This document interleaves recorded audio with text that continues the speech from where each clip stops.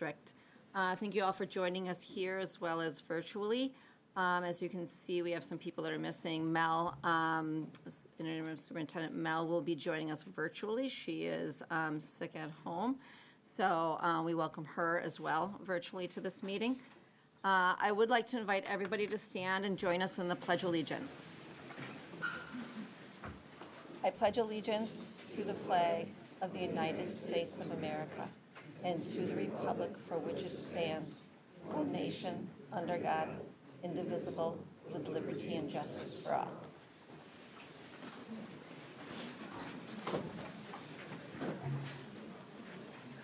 Again, thank you all for joining us this evening. We have a full agenda. This evening, we are going to begin first order of business, public participation and comments. I'd like to invite anybody to come. Oops, hang on one second. Join us up here if you would like to have any public comments. Again, please state your name, where you're from, your address, and again, it's a reminder that there's a 3-minute limit for addressing the board, and the board does not interact with any of the presenters. So again, I will open it up if anybody would like to join us. Also, the microphone up there, you'll need to hit the push button. Is it on? Okay.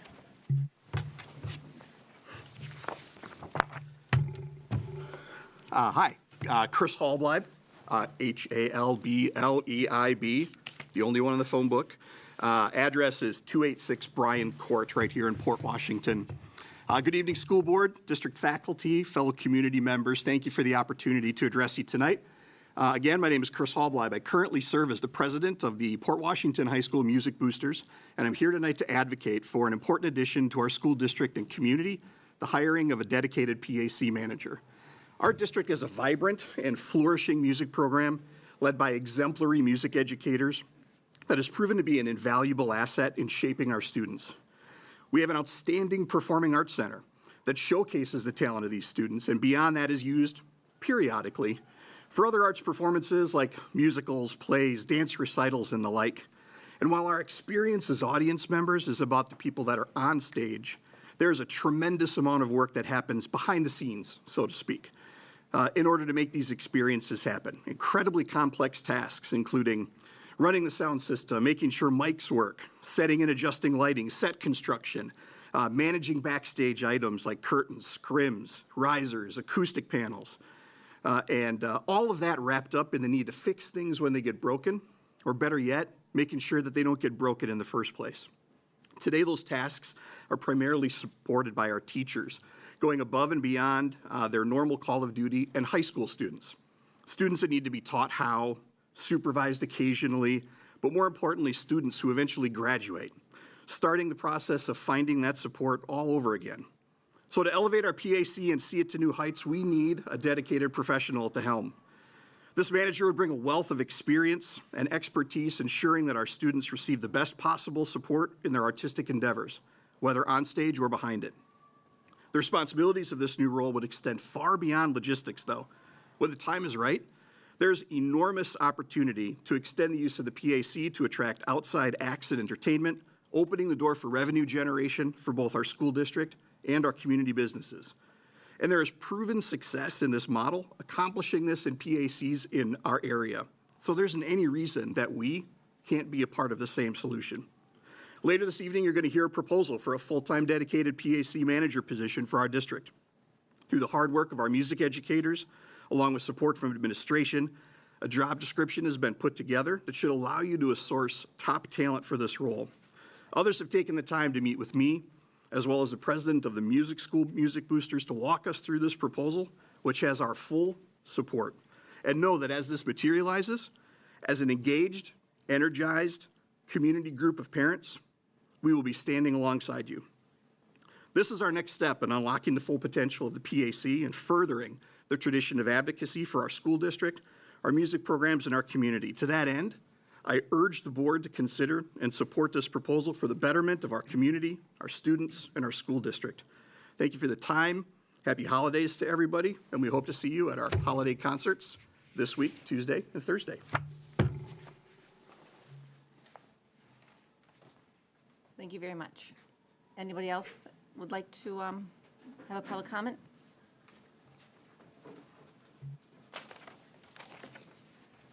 Good evening, everyone.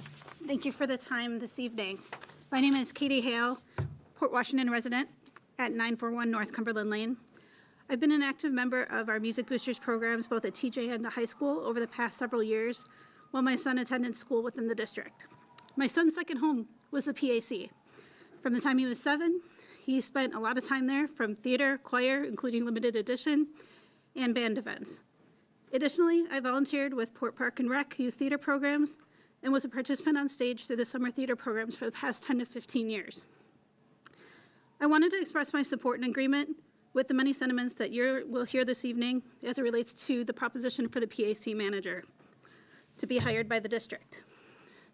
The PAC has the capacity for greatness. However, there have been many times over the past several years that we have fallen short, whether it be mismanagement of calendars, lack of resources, missing, damaged, and improper use of our equipment, along with maintenance repair needed. Our PAC is utilized for a variety of events throughout the school district and the community. We have people coming from all over to enjoy these events, and when equipment is not working or set up properly, it's distracting. Additionally, we also have the opportunity to rent our space out. Those often happen to be where there's not a staff or resource available to them within those that are renting our actual space, which runs the risk for safety and additional expenses for replacements and repairs. We've also lost out on opportunities because we do not have someone directly on staff. We have not had a true PAC manager for about 5 years now, since Ron Binns retired. Since then, there have been moments of disorganization, disrepair, additional expenses for damage, stolen equipment, and a reliance on students to fill in the gap. It also has not been fair to our teachers to be responsible for the management of the PAC while also trying to run their classrooms and programs for their students. Additionally, as we've tried to fill in the gap with student workers, this is only a temporary fix, as they do eventually graduate, and as brilliant as they are students first and foremost and do need someone to help and guide them to continue to learn and grow. It would be wonderful to have not only an experienced technical resource in this role, but also someone who would be willing to help build up the theater program more through education, a tech club, or a stage crew club, which would allow the opportunity to build a pipeline of talent, not only on stage, but behind the scenes as well. Given my firsthand experience in the PAC as an actor, a volunteer, a parent, and a community member, I felt it was important to speak up on this topic, and I thank you for your consideration of this proposal.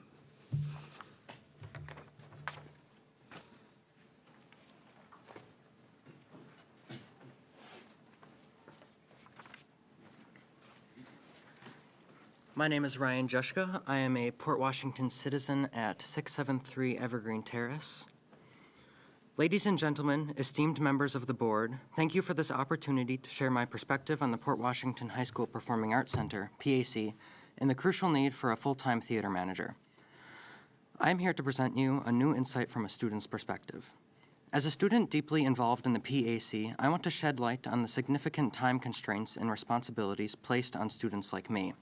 For instance, during the high school fall musical Anastasia, I found myself in a situation where the breaker box emitted an unusual hum. As I was the senior tech employee for the show, the responsibility fell on me to make calls, diagnose the issue, and, to my alarm, I discovered a significant risk of fire. Quick action was necessary, and I arranged for an electrician. This incident illustrates the potential dangers and risks that students are forced to navigate in the absence of a dedicated professional overseeing such critical matters. Another pressing concern is the responsibility for equipment oversight.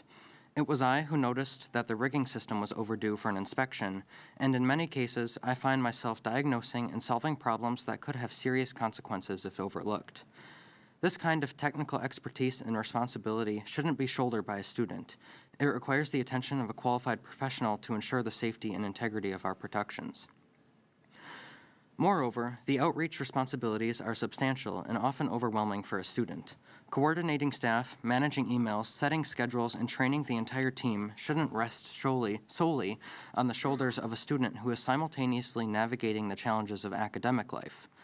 Learning the ins and outs of every system in the PAC has become a necessity for me, but it's a responsibility that stretches my capacity, especially in critical times. I urge the board to consider the impact on students like me who are spending valuable school hours managing these complex and high-stakes responsibilities.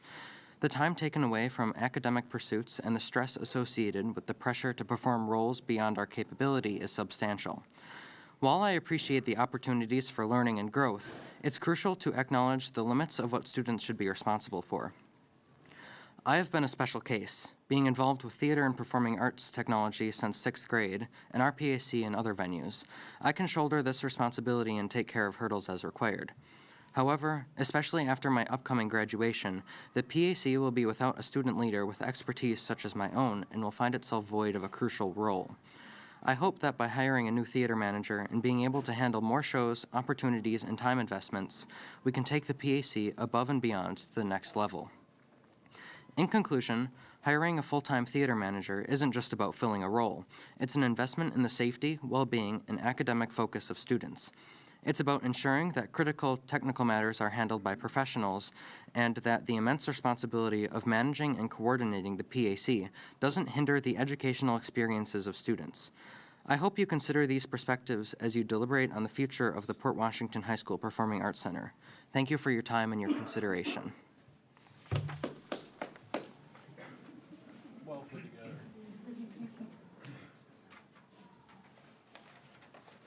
Anyone else? Please.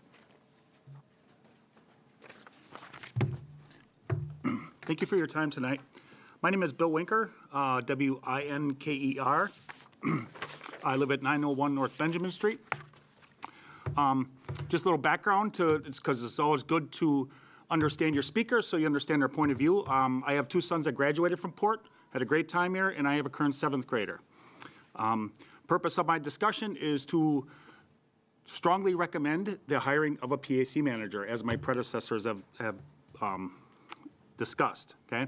A little background on my side, I've never worked in education, I've only worked in manufacturing, but there's a lot of similarities. We all answer to somebody, so if there's a bad decision, we all have to take the weight of it if something goes wrong, okay? I've been working in the technology field for better than 20 years. For the past several years, I've been volunteering for the photography and the audiovisual side. That's where my input comes in for this subject. I do photography and video streaming for the area Boy Scout and Cub Scout groups. I live stream the Buccaneers football games, and I record and post-produce the TJ play for the past several years, okay? A couple of points I want to make here. The taxpayers and the boosters and the community in general has invested a ton of money in these facilities, whether it's the school itself, the playgrounds, whatever it is. It's all of our responsibility to make sure we take care of this equipment. My discussion here is purely about the financial side of this. So that's kind of where I want to go with this. At the high school, the cafeteria, the gymnasium, and the other areas are very beautiful. It's always nice to walk in those areas, but to me, it's special walking into the PAC to see a kid's choir. I just get a huge burst of pride walking in there. It's one of the most relaxing places I ever visit. It's as close as we're going to get to a professional venue for sound and audio. With the money we're spending, I just want to make sure we capture the dollars we're spent. In my volunteering time, I do audiovisual. This is a 4-camera switcher. This thing goes for about $600. You guys have seen the equipment at that PAC. Thousands and thousands and thousands of dollars that go into that. And if you don't take care of it, it's going to fail. It's always scary if buying technology and deploying it is only half the process, okay? When you need somebody that understands the equipment from the technology side and can properly use the facilities, okay? From my perspective, we need to put somebody to own this facility, soup to nuts, everything from booking to budgeting to the technical side of things, the creative side to help whoever is going in there to help them get the results they're looking for, making the guests feel welcome, collecting the payment, handling the upgrades, any changes, training, all of that needs to be under one umbrella. Okay, so from my perspective, I see if you do proceed to hire somebody, you're not going to find exactly what you're looking for. So you're going to have to prioritize. But the way I see this, they're going to have several feet in different pools, okay? You're going to have somebody that's familiar with the facility, from power, electrical grounding, rigging, installation insurance, all that kind of stuff. So they're going to work with the facilities manager to make sure that's covered. From the business side, you have budgeting, booking, working with the auditorium advisory board, mentoring and training students. There's a huge capability, as the others have brought, to get the students interested in this field. I mean, it's right there. It's a perfect laboratory for training. From the technical side, you have to understand the equipment fully, okay? You have to understand what your upgrade options are, getting that into budget so that we're not faced with a $50,000 upgrade. If we can budget for it over 10 years, that's always better. Understanding how connecting plug A to plug B works. The creative side, this manager needs to be able to generate the results that the folks are looking for, from lighting to sound to anything else, so that they get the results they want and they get people back in there, because based on what I saw on the job position, it looks like a good chunk of this is selling the facility, which is a great idea, but you got to make it inviting. That goes into marketing, website, work in the community, publicity, all that kind of fun stuff.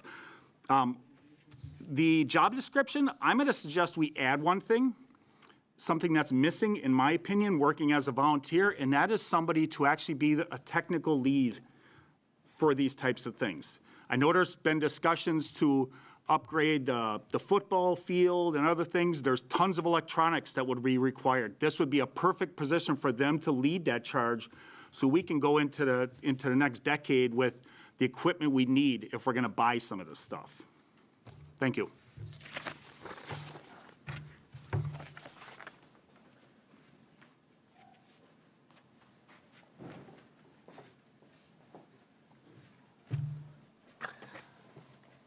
Hello, my name is Barry Mitchell. I live in Saukville, 449 South Cottrell Drive. I'm a parent of two. I have a ninth grader here at Port Washington High School and a recent Port Washington High School graduate.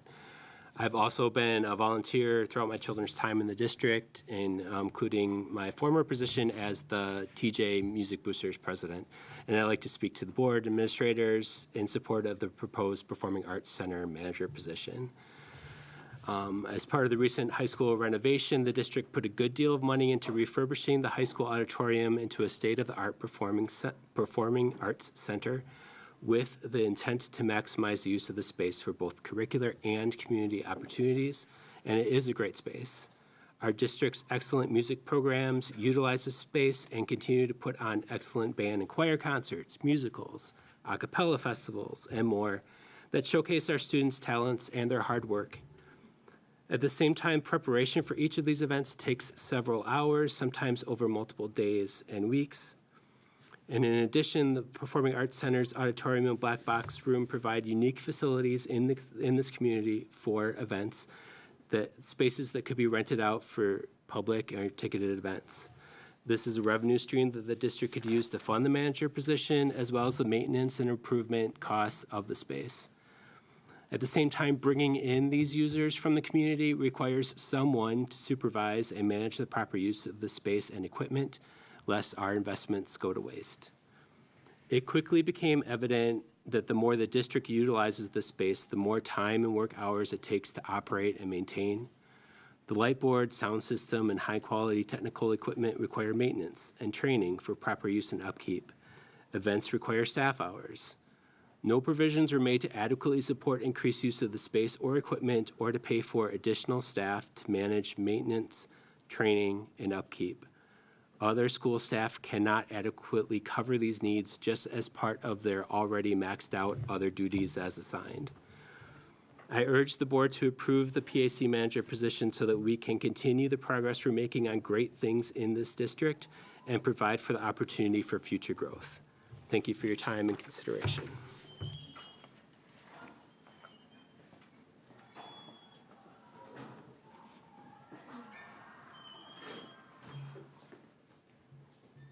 Anyone else? Thank you for participating, and we'll move on to our next section, which is recognition and group participation. We have a lot to be proud of this evening. We have a lot of different categories that are going to be represented tonight for recognition, from education to service to athletics. So I'm going to turn it over to the first one, which is recognition for Bryce Stasek for his participation in the CAPP Accounting UW Oshkosh class. Please come forward.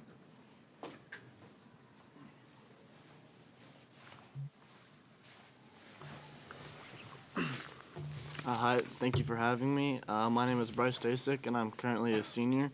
And last year, I was a part of the inaugural UW Oshkosh CAP accounting class here at Port. In this class, we took UW Oshkosh's version of Intro to Accounting, but instead of taking it in a semester like they do at the college level, we took it over a full year. I found this class to be extremely beneficial, as it gave me insight into the pace at which college-level classes are taught and the amount of detail needed to succeed. After I graduate, I will have taken 6 AP classes, and I can honestly say this class has better prepared me for college than any AP ever could, as this coursework is a direct replica of what UW Oshkosh uses. Additionally, as a dual enrollment class, our college credit is based off of our year-long performance, whereas with AP classes, you have one shot on your exam in May, and it is what it is. All in all, Mr. Bickler does a great job preparing us for the challenges we will face in our next level of education, and I believe that giving students as many CAP opportunities as possible will be nothing but beneficial in preparing us for the rigor of our next level of education. Thank you.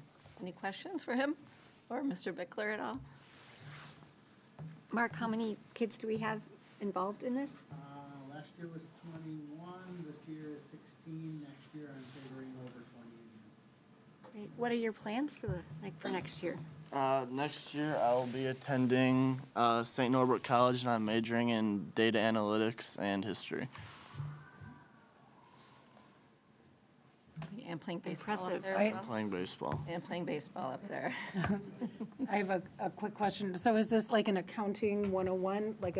So is it a basic that can transfer, do all UW schools accept it? And From the group last year, we've had kids at St. Norbert, Whitewater, school in Ohio that I've heard back from, and it's transferred, like the other CAP classes will or should, transfers pretty seamlessly. Great, UWM as well. great. Thank you. Thank you, Bryce. It's always good to hear from the students.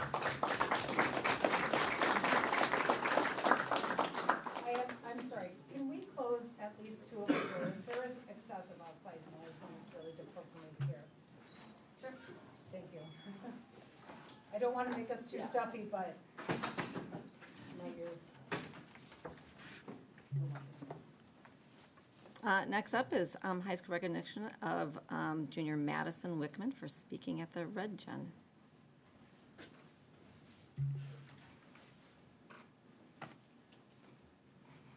Hi everyone, my name is Madison Wickman. I'm a junior here. I'm part of the Red Gen chapter here as a member, and I had the great opportunity to speak at the One Thing I Wish You Knew event. What that entailed was me auditioning for it. It wasn't really an audition, it was just me kind of sharing my story and what all I've been through. And there was about over 50 other students from across Wisconsin that auditioned, and 4 keynote speakers got selected, and then 2 older keynote speakers got selected. And it was basically just an event of us sharing our independent stories of what we've been through. Mine entailed what I went through when I was around 8 years old and me witnessing a shooting, and how that kind of triggered my PTSD from the event last year, and how that kind of triggered me a little bit.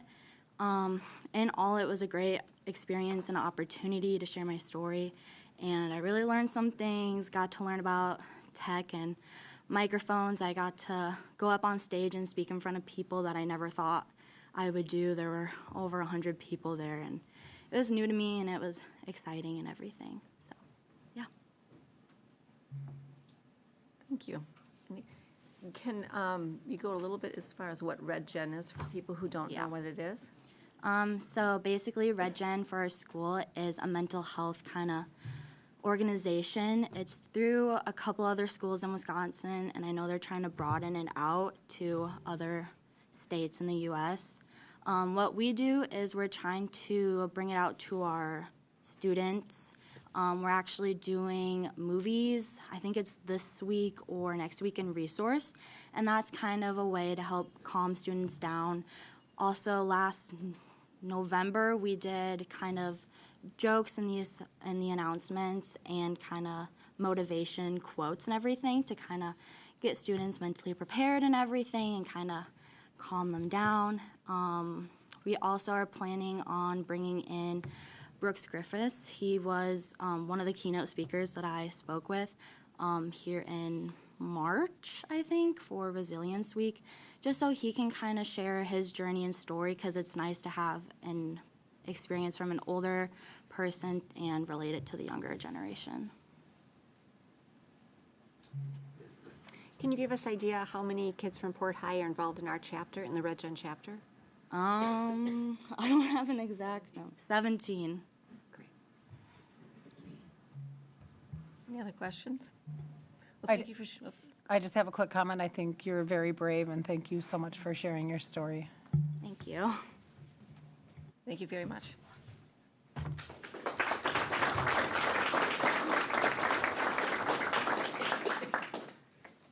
Next up is recognition of high school athletes.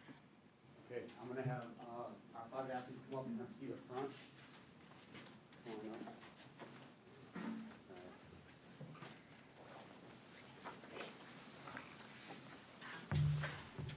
So these 5 athletes are recognized for their individual efforts this fall in their respective teams for either all-state recognition or for qualifying for state in terms of competition. So for football in this fall, we had a phenomenal season. Casey Arndt and also Ben Fritsch were 2 of our captains this year that led our team to a great record of 10-1 in our first conference championship in almost 20 years. So they had a tremendous year.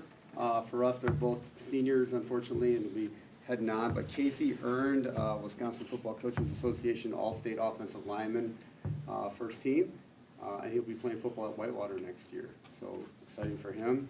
Ben also had a phenomenal year, was honorable mention All-State at quarterback position for the Coaches Association, and he'll be attending Minnesota Duluth for next fall. So really excited for those 2.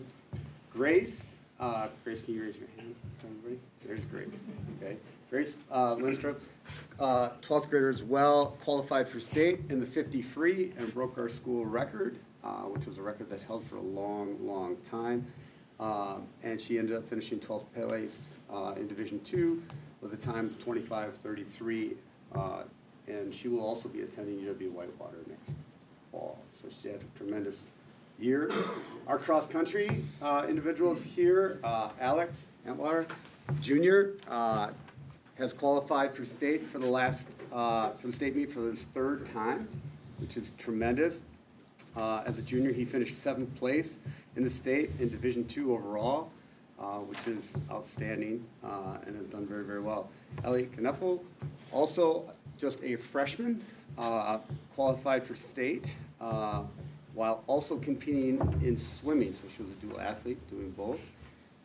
And she finished 43rd in the state, Division II, as a freshman. So they had both a tremendous year. So outstanding job to all of them. Let's give them a big round of applause.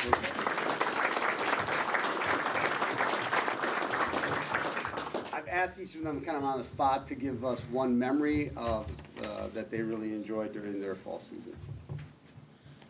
If you want to go first for a second. Alright, my favorite memory is probably breaking the school record in the 50 and then not realizing it for like a whole minute until my coach came and let me know.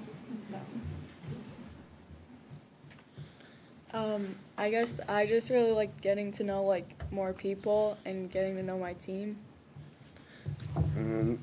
My favorite memory was probably finding out that I made an all-state team as a junior. My favorite memory was week 2 against Grafton, and allowing me to handle the football for one time in my football career, and scoring the exact same points as Grafton did that week. That was pretty awesome. So big thank you to Coach Bunny and Muller. My favorite memory was late summer, early in the season in August. Our whole team goes to Lakeland University for a couple days, and we stay in the dorms and have like 2-a-day practices, and it's really nice because we just get to all hang out and bond together and eat together and spend all of our day together. So it's a really good like team bonding time, and that's always one of my favorite memories for sure. Any questions for these athletes, these scholar athletes, I'll call them? Want to congratulate all of you, not only on your individual accomplishments, but even as an individual on track or cross country or swim, you're contributing to your team to make your team better as well. And I know all of you are very busy with your academics as well. And we pride you guys and are very proud of you guys for not only excelling on the field, out in the public that represents Port in a really great light, but also in the classroom as well, because being a dual athlete or an athlete, and I'm sure some of you work as well, I know how busy you are, so these are huge accomplishments. So wherever you may go beyond here, or if you're still here, we still expect the best out of you, and as you go on, we expect the best out of our Port people when they go forward. So good luck in the future with everything that you guys do. So you have bright futures. So thank you very much.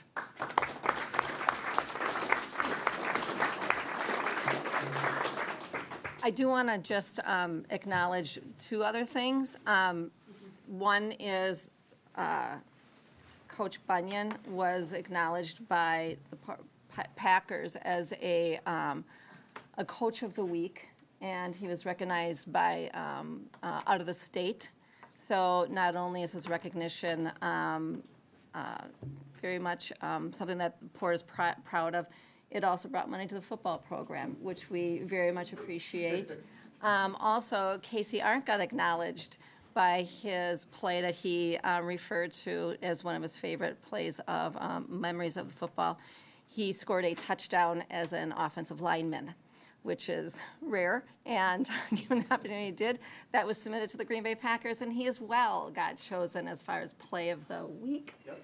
And he earned some money for our football program as well. So thank you for all of your hard work and dedication to that program, which again brings a lot of opportunities to our future athletes as they move forward. So congratulations, Coach Bunyan, and congratulations, Casey, on that other recognition as well. So fun things to be recognized by our local Packers right here in Port Washington. So thank you.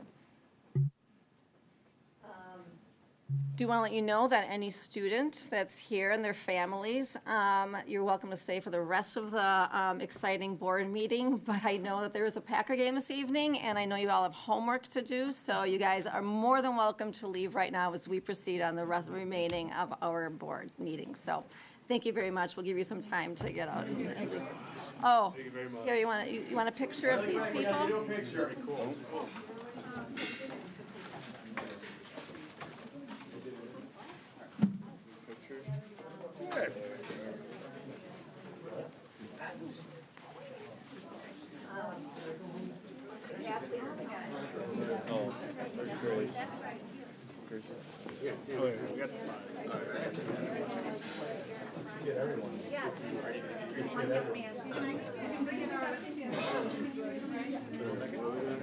Where's Bryce? Did Bryce leave? Bryce Basic got that? Get in here.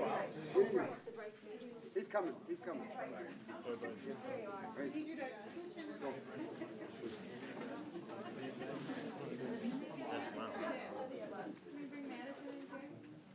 Madison.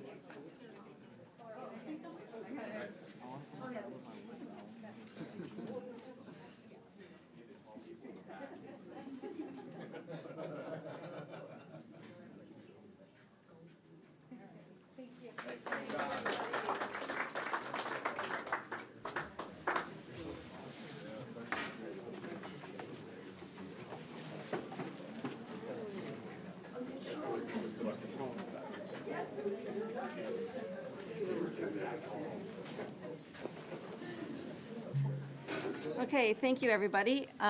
Next up, we will move on to consent agenda. Oops. Oh, I'm sorry. Oh, sorry, Lily.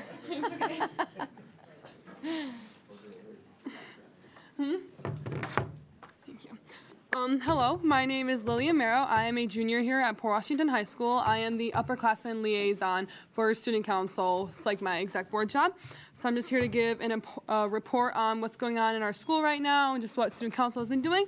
So first thing that is coming up, we are doing our school spirit, like our school's winter spirit week. So I'll just let you guys know what we will be dressing up for our last week of before winter break. Super excited. So Monday, we're doing holiday PJs. Tuesday, we're wearing snow gear. I don't think I'll be able to fit into my snow pants. It's okay though. Wednesday is flannel day, and then Thursday is ugly sweater day. So that's just something we kind of do to lift the spirits for the holidays as it's like our last week of school. In the past, just to go off of our giving back, which is the theme of the month, recently we had our Capco toy drive. Bryce left, but he was in charge of that. So that was a great thing that they did. A lot of students are in charge of that. So it was just a way to give back. We also had the Key Club winter gear drive. So if you were in Key Club, you kind of arranged ways to get different snow gear for students who may not have stuff in these cold months. And we've had, in the past, we just had a food drive that was just in the office during Thanksgiving. So you could bring in food, canned goods, just to give back to the community. Just a couple of events that are going on this week. This Thursday is the choir concert at 7 o'clock in our wonderful PAC. Please go. It's a really nice experience. It'll definitely introduce you to the holidays. I'm very excited. Sports teams wise, we have a girls home basketball game tomorrow, 7 o'clock against West Bend West. Boys will be away at West Bend West, same time.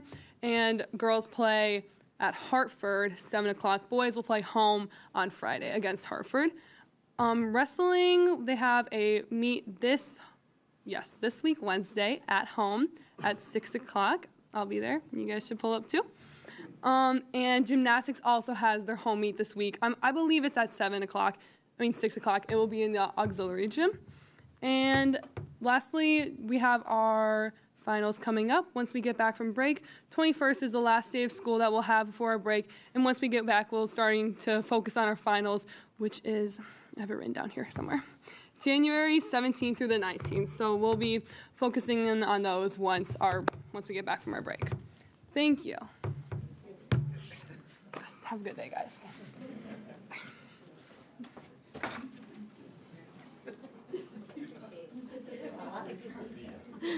Yes. Okay, now we have consent agenda. Is there any questions that we have on any of the consent agenda that was submitted?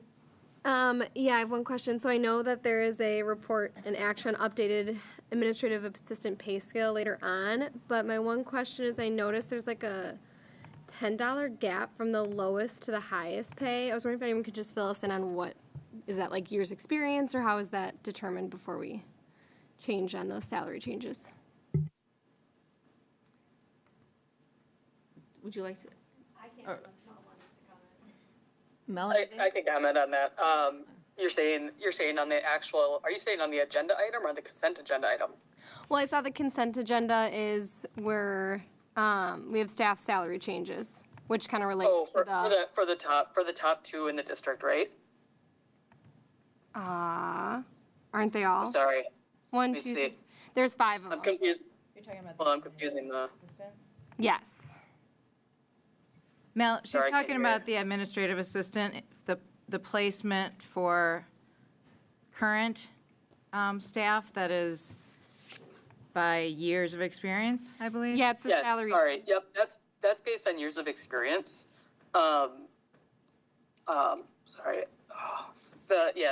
So the pay scale that we're going to talk about tonight is going to be, I'll explain why there's a $10 gap there from low to high, because that falls in line with the market.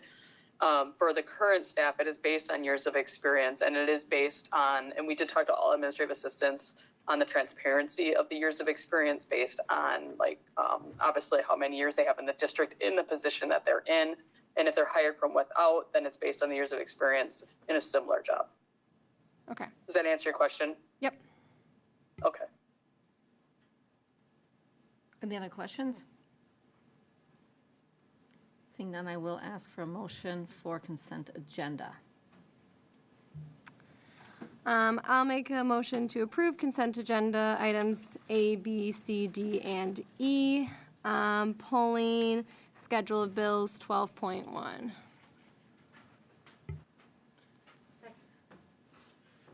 Second. Danielle first and Sarah seconded. All right, we'll do a roll call vote, starting with Brian. Aye. Brenda? Aye. Yvonne? Aye. Karen? Aye. Justin? Aye. Danielle? Aye. Kirsten? Aye. Doug? Aye. And Sarah? Aye. Motion passed. So I'll ask a motion for schedule of bills 12.1. I'll make a motion to approve schedule of bills 12.1. Motion by Sarah, I'll second. second by Karen. Roll call on that, starting with Karen. Aye. Justin? Aye. Danielle? Abstain. Kirsten? Aye. Doug? Aye. Sarah? Aye. Brian? Aye. Brenda? Aye. And Yvonne? Aye. Motion passed. Next up, in the teaching and learning, under teaching and learning items, we have a report on administrative council's work on the school improvement plans. So we will begin. Awesome. Thank you. Okay, yep. And Brian, do you mind me being over? Or if somebody can present there? Yep. Thank you. So I apologize that I am not there tonight. Unfortunately, the time of the year or whatever may have it with my kids being sick, I did not get so lucky. I want to first off thank the administration, the entire administrative team who truly have really captured what they've been doing. And I did give them a parameter of about 10 minutes or less for each so that we wouldn't here, otherwise we'd be here probably all night because they could absolutely talk about the good work they've been doing in their buildings all years this far. So what we're going to present today is truly some background as to what we've been doing as a district. Now, this is a continuation of the work that we've been doing as of last year.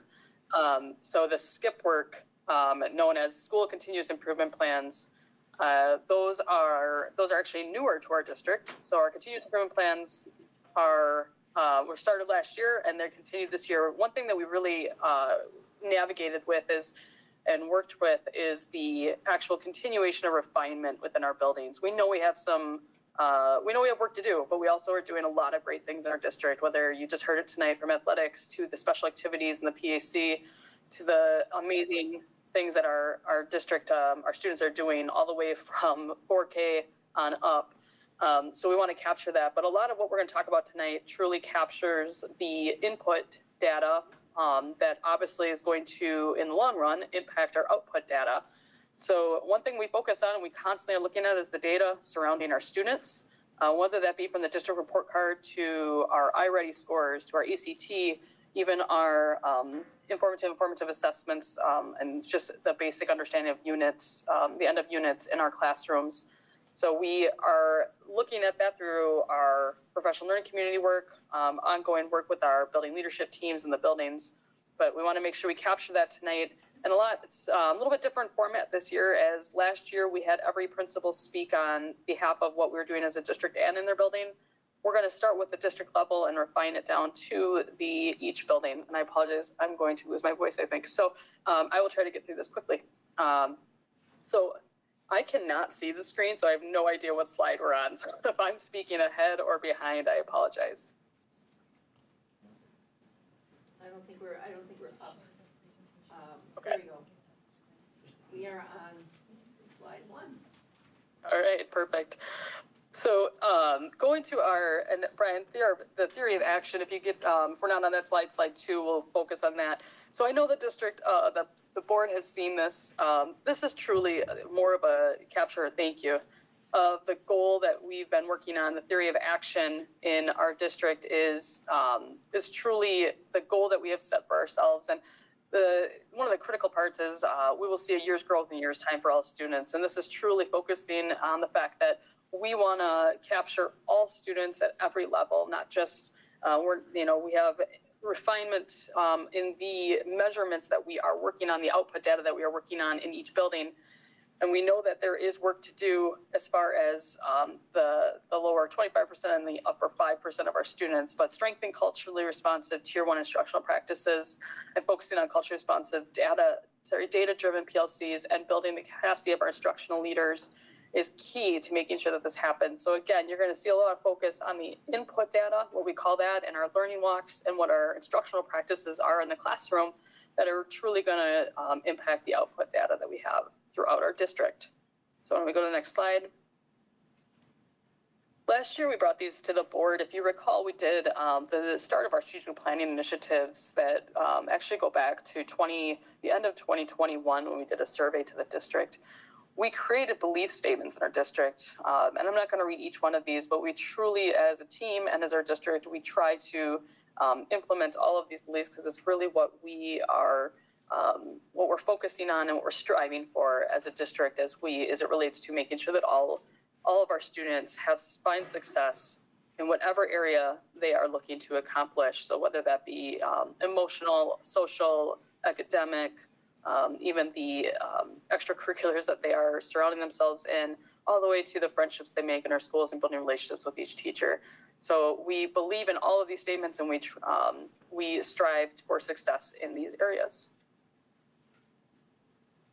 Next slide. So there's three main focal points that we are working on, and we labeled them in the academic, instruction, and culture climate area of focus within each skip. So every building has a goal or action steps surrounding the academic, instruction, and culturally climate in their building. And this year for academic, we truly, again, going back to our belief statements, is our responsibility to guarantee academic excellence. We truly believe all students can learn and that they have the drive and the success to learn. And it is our goal to make sure that 100% of students make that growth in a year's time. So we do use a variety of assessments and benchmarks to capture that, to see if we're demonstrating what we are implementing as far as instructional practices go. So the academic side of things is looking at the data, making sure that we are evaluating the output data to see if we are moving the needle forward and capturing all students. And if we are not, or if we believe we are falling behind in any area or we are succeeding, we obviously try to replicate that success, but then we also try to put in goals in our strategic planning initiatives that we are working on throughout this year and our goals within our building to capture what we may need to do or change. And we do work on that with our building leadership teams. So each principal is consistently using what we call more of a plan, do, study, act model to capture the data surrounding the goals that they have set and the implementation strategies that they have going in their building, and then obviously run their professional development around that, and then we focus our professional development as a district around that. So the next slide. So this is focusing more on what I call and defining as the input data. The input data is really focusing on what we are doing in our instructional practices inside the classroom. And the unique thing about the Learning Walk data is we started with the Learning Walk tool from last year, and we implemented more of a district-wide tool throughout the district as a benchmark and a baseline data point. And one thing that we are working on in each building that I think is actually going to help us in the long run capture what each building is working on more on an individual level, because we truly do have a different demographics, different student base, different culture at each building and we have instructional leaders that have the capability, and we actually have, I argue, probably one of the best administrative teams in the state that can really capture what they're doing in each building, capture the culture and the what I'll consider, quote, buy-in of their staff to allow them to run with the successes that they know are going to work in their classrooms. So truly focusing their Learning Walk tools on what their goals are so that they can capture that data throughout the year. And then again, come next year, the 24-25 school year too, we can continue to refine those and build upon that as most districts do, that they are in alignment with the future strategic planning work that we are doing as a district. All right, next slide. the last focus area is really that culture and climate, and this is a new area for us in our school continuous improvement work this year. Although we've always taken into consideration and worked on that throughout the year, and in last year as we built the school continuous improvement plans, we encapsulated this in truly everything we were doing. Now we specifically called it out, especially since we are conducting, and I know we've gone to the board with the panorama surveys, and that goes to our staff, our students, and our families, and we can start to narrow in on what areas we are succeeding in as it comes to the culture and involving all teachers, all staff, and making them feel welcomed, comfortable, and safe in our buildings. So it's truly, as you know, this goal has actually already been refined. The first goal around this was district-wide, that we really wanted to set a goal to just get staff to take the survey. Hear from them is critical in making sure that we are hearing it from the majority of staff throughout the district. So the first goal was, let's get staff to take it, let's engage them, let's get them excited about giving their feedback. And then ultimately now each building is going to speak to a little bit more about what they're working on throughout their buildings so that they can capture some of the areas that they need to focus on based on that survey data, but also based on further follow-up conversations with their staff.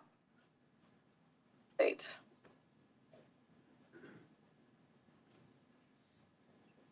So in addition to this year, one thing that we've also incorporated is we are providing professional learning not only through each other. I know that the team has been working carefully on getting to know each other and building trust with the new team, as we are a new team in our time here in Port Washington, Saukville School District. But we also wanted to involve outside groups that have expertise in more of that instructional coaching and leadership area. So you will see, and you'll probably hear the names of Paula, Rhonda, Tria, and Jane throughout the various presentations tonight, because they are truly providing us anywhere from data support, new educator coaching.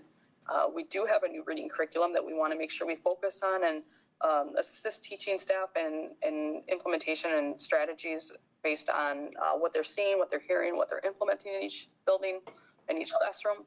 And then Jane is supporting us in our Gifted and Talented program for the revisions and procedures throughout that area of expertise. And in addition, the district is supporting participation in several CISA 1 networking groups. So we have the learning strategists in each building.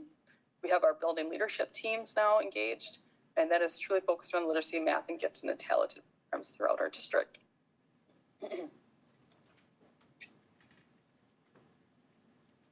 Just a quick note, I do think it's important that we capture, and I know that we have spoken about it a little bit here, but the district report card, obviously we are in a high performing area, which is excellent. That's great for our students, that's great for our staff as we continue to push each other, even as the superintendents are continually working together to strive for success, because we all want it in our district. So we are in a high performing area of the state, and we strive for continuous improvement. We are a district that exceeds expectations based on DPI criteria. So that's definitely a high point for us, and our staff and our teachers show this every day. The report card is one data point. As I mentioned, we do have other data points that are also utilized to make sure that we capture our success and our not success areas, or not, I shouldn't say not success areas, our growth areas in our district. And it is not meant, the district report card was not meant to compare district from district, although I know that that is something that we often find ourselves doing. And PWS consistently outperforms the state and the national norms on multiple data points. And you'll see that in our report card data, as they do allow you the opportunity to see what the state and national norms are. In the priority area of achievement, our ELA and our mathematics score is higher than the statewide trends, and our PWSA is 15.9 points higher than the statewide score in ELA and 15 points higher than the statewide in mathematics. So that's a huge, that's a large amount of success for our districts. We do recognize, though, there are opportunities to grow. There are opportunities to grow in every district, and specifically to us and for our students.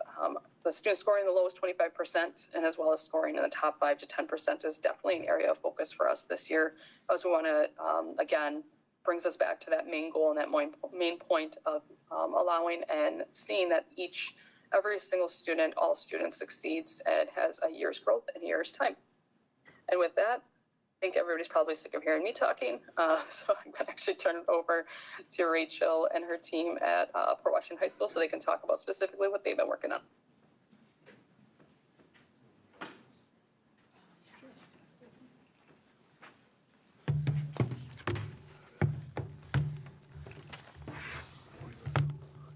All right, good evening. Just a quick introduction. I'm Nate Hines. I'm the assistant principal here at the high school.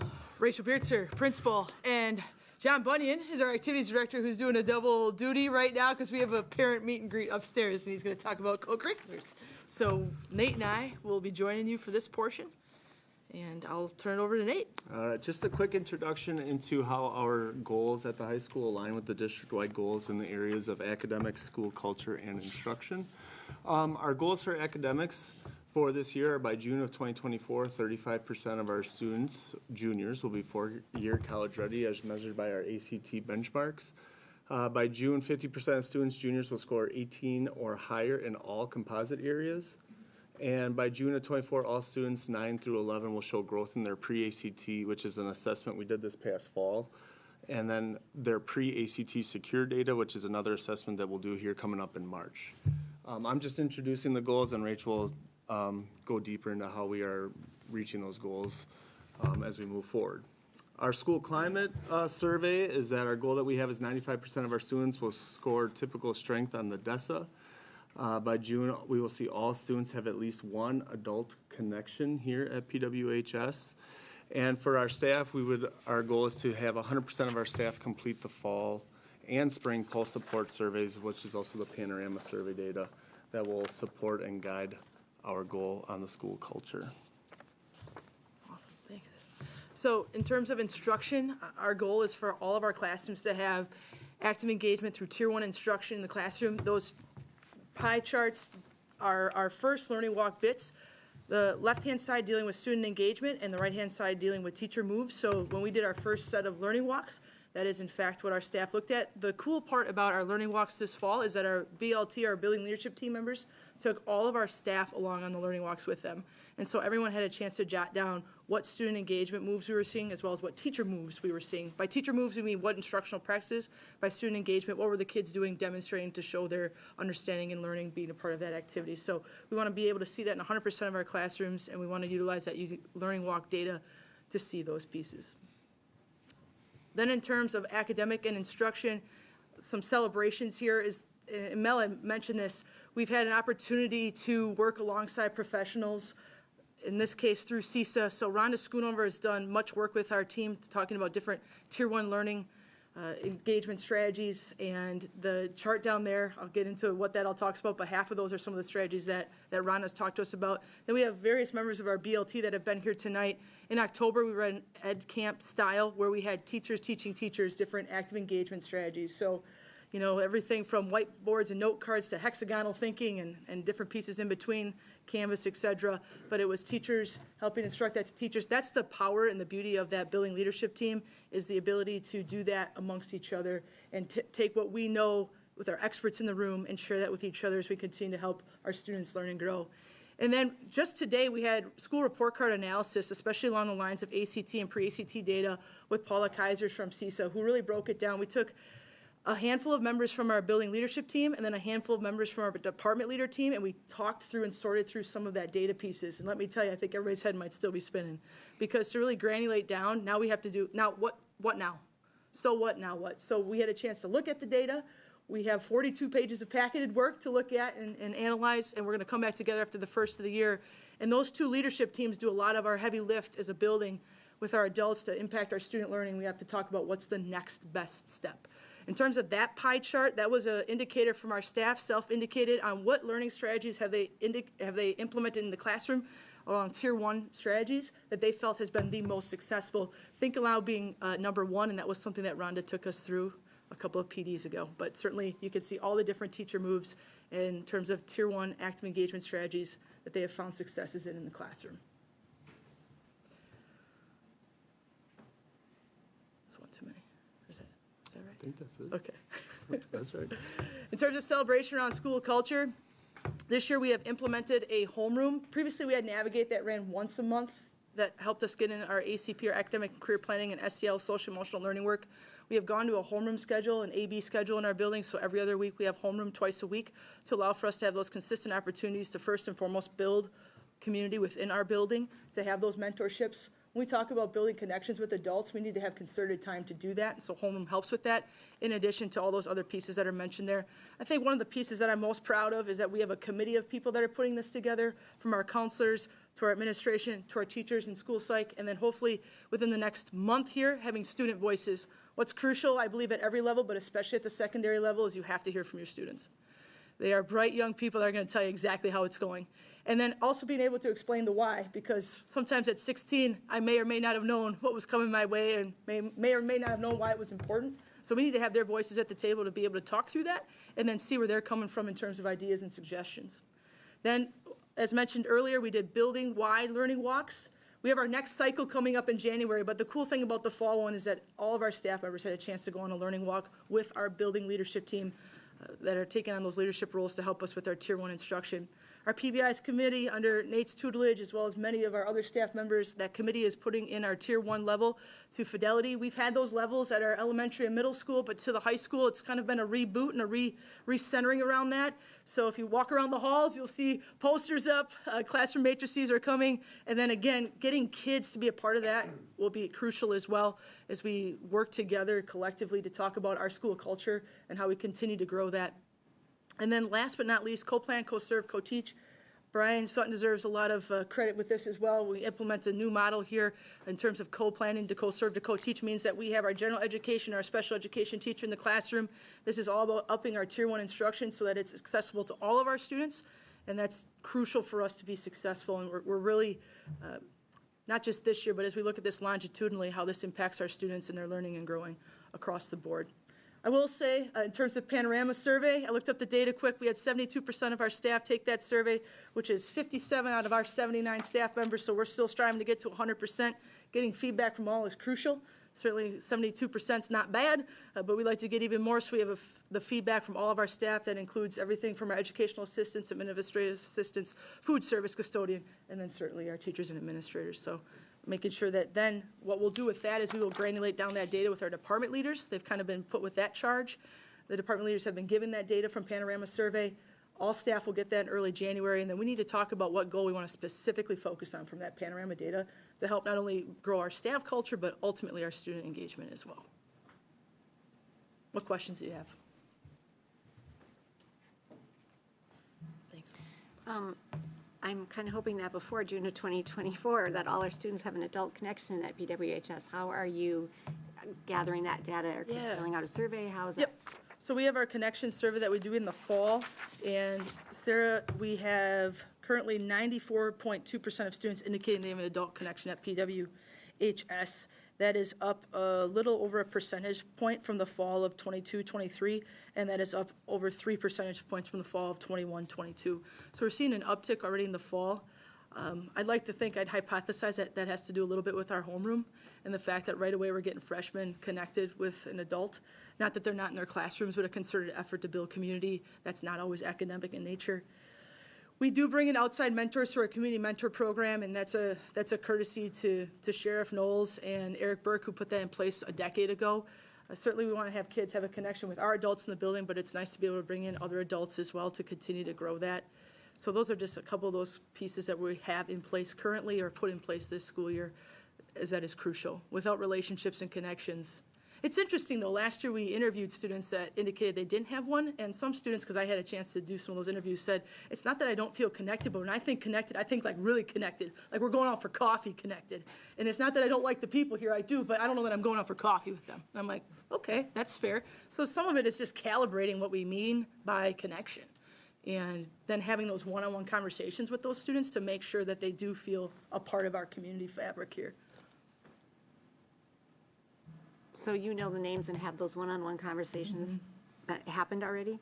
We had them last spring off of so we'll run this report again. So we have not yet this fall had those one-on-ones. And then what we'll do is we'll give that list to staff where they can sign their name up next to those students so that they can be intentional on speaking to that student if they're in their class or seeing them in the hallway. So we're being very strategic and intentional on trying to make those relationships with those kids. And how is overall buy-in from your staff? I mean, I see the percentage points and stuff, but just your opinion of how overall buy-in has been with learning walks and all the other new strategies this year. I think that in terms of, I think of like not building Mount Rushmore in a day. So I think where we started this journey, where I personally started this journey as the leader of our building, like figuring out what is this all, to where we are today, where we had staff take all of our staff on walks, is monumental. And do we have a road to hoe yet or a ways to go? Yes, but we have some really talented people that are rolling up their sleeves and being a part of committees. Not one person, I don't think, has turned down the, hey, would you like to join this committee? Now, they might say, hey, Rachel, I'm in 3 others already. I'll be like, that's okay. But the other thing is this, we had a really courageous conversation staff meeting last week, Wednesday, and we were talking through our PBIS work, and we started talking about fidelity, and in this case, it's behavior, positive behavior intervention supports, but also when you have tier 3 level behaviors, and that can be a tough conversation. And we invited people to come join the PBIS meeting the next day, and 21 staff members showed up. That committee is usually around 10 people. So I think that just speaks to people wanting to be a part of the solution and how much our staff loves kids. And for that, I couldn't be more proud of them. So my gut tells me that we're getting there. But like any family, we have some tough conversations. And I think that that's how you grow and get better. And I would be more worried if it was crickets. Because what we don't want is we don't want artificial harmony. That will not help our children. When you say all staff taking all staff on walk, what does that really look like? Like, yeah. I'm not I feel like I envisioning have some of that. my BLTs here. Yeah, go ahead. So our building leadership team is of 7 staff members, and what we did is they were each given 2 to 3 staff members who maybe are not on the BLT, and they took them along to go to other teachers' classrooms to identify those instructional practices that we were looking for.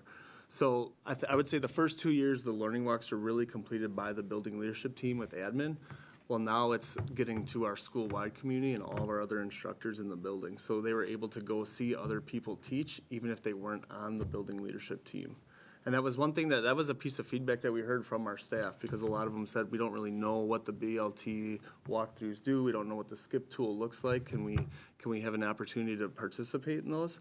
And when you ask your first question, like what is the buy-in? I think the growth and the positive mindset of really looking at that and their instructional practices and their data, I think we've taken many steps forward in that regard as a staff. So all building walk is every staff member got to go on one, when maybe the first 2 years, I'd say maybe 7 to 8 staff members went on a learning walk. Does that answer your question?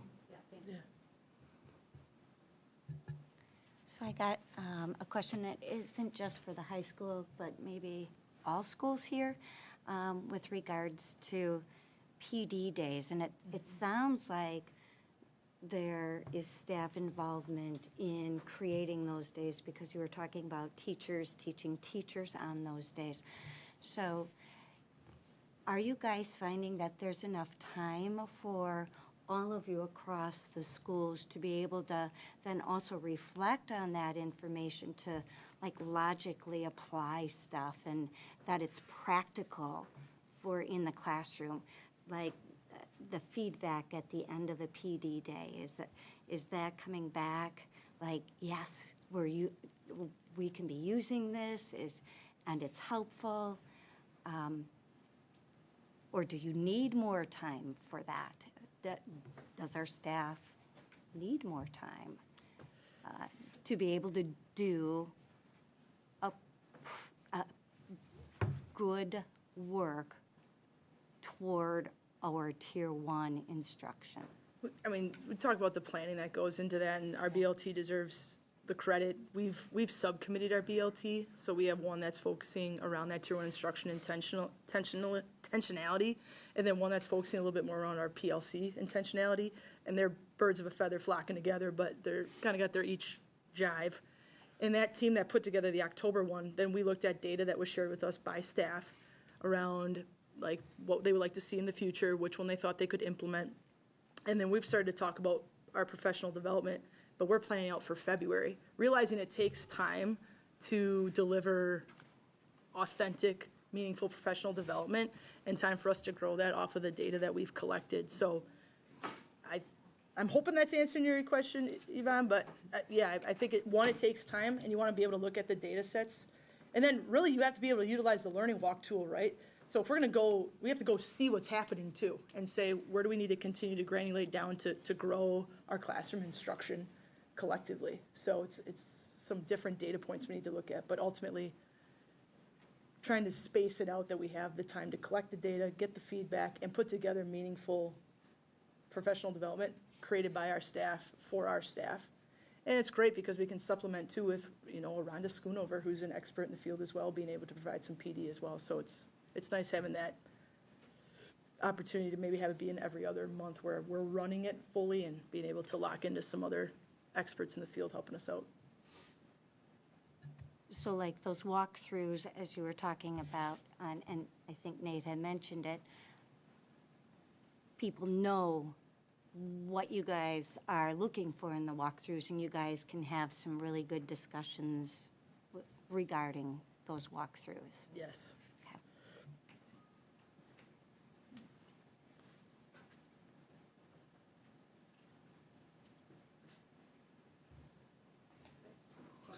Okay. We're gonna hand the baton off to the All right. Dunwoody Dolphins. Okay, thank you.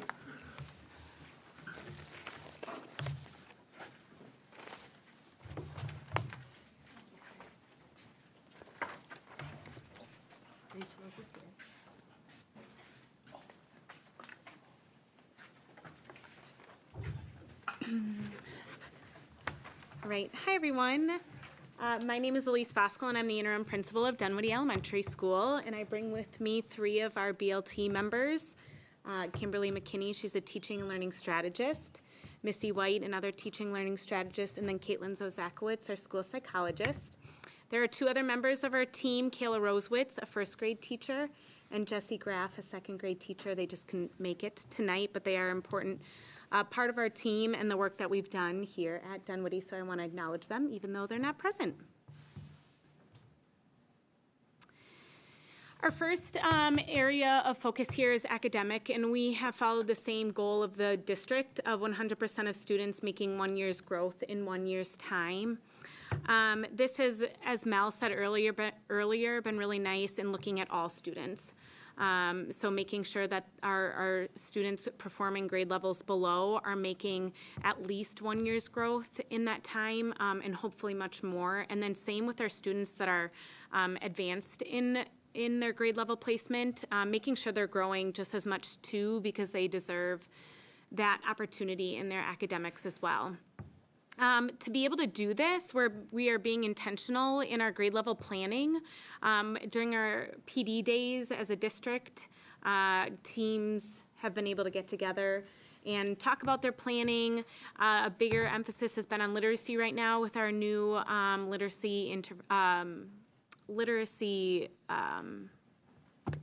curriculum. Oh my God, I'm blanking on that. Our implementation of that. And then we are doing PLC meetings, so looking at our data, how our students are performing in all areas, and working as a team to make sure that that is continuing. We are using Power Up time for small group instruction, and that is a certain portion of our day where students receive the necessary instruction that they need. This might look like a reinforcement group for students that just need a little bit more exposure and can be flexible in that. Then we have our interventions for some students that need some extra support in literacy and math. And then enrichment extension opportunities for those to allow them to grow as well in their area. We have scheduled data meetings, one of which is coming up on Friday, to monitor the growth of those students in our interventions, to see is there anyone that doesn't need it anymore, or anyone else that would benefit from an intervention. And then ongoing professional development throughout our PD days throughout this year for MyView specifically, but we're also making sure that we work on best practices for literacy and math alike. So our next goal is to increase how our students are answering the questions about their professional learning of SEL in the Panorama survey for this spring. In the fall, 37% of staff responded favorably to that test area on the survey, and so we have identified some steps to help us achieve this goal. For this whole school year, I have been teaching the Tier 1 SEL lessons in the classroom with the teacher present, so they're able to build their background knowledge and we can bridge the language from our SEL standards more efficiently with our classroom teachers. It's also been helping our students to hear those examples in the setting that they are most of the day. We also talked as a BLT that we think some of the questions that were on the survey maybe made it a little unclear about whether or not teachers were responding about growing in their own SEL skills or growing in their capacity to teach SEL to students. So we did have some discussions with our PBIS teams, and we put together a survey to gather some more information about teachers' perspective on that topic. So that is the data that is on this slide. We also wanted the survey to help us really gather staff input on what they see as the priority for our building professional development in these areas. So our staff identified continuing professional development in teaching pedagogy and practices, adult SEL and compassion resilience, so building their own skills and wellness to help them be the best they can be as educators for all of our students. And then our Tier 1 SEL practices, so how they would directly and explicitly teach SEL to our students.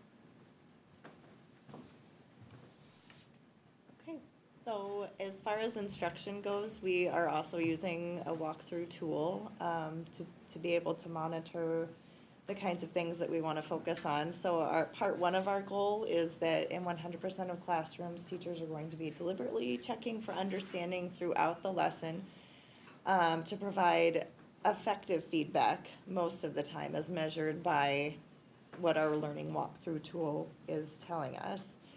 And our second part is kind of focusing on the students and what they're doing. What does their talk sound like? What do their questions sound like? Are they questioning each other so that they can clarify, which also in turn increases rigor within the lesson itself. So it was kind of a neat thing that we had some time to do one morning as at a staff meeting. We took some time, we all broke up our BLT into different groups and we kind of talked to people about what do these things look like? What do these things sound like? And it wasn't just with classroom teachers, it was with all of our related arts teachers, all of our EAs, and it was a really good discussion.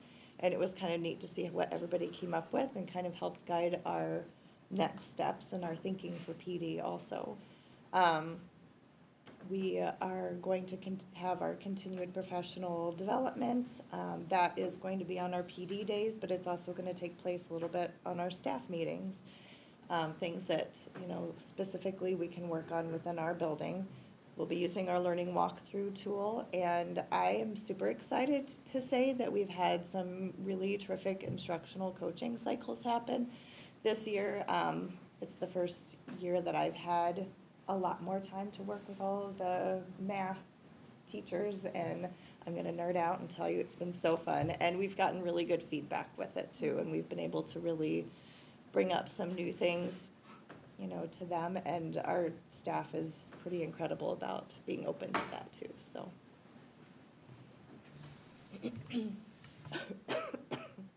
I get the fun slide. So areas that we are proud of.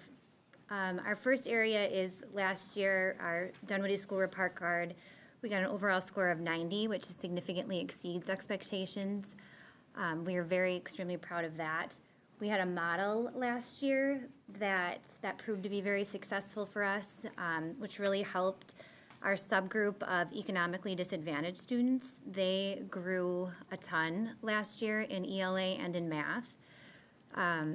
We had a highly trained and skilled EA that took on a lot of those interventions in our building, which kind of freed up time for Kimberly and I to coach in the classroom.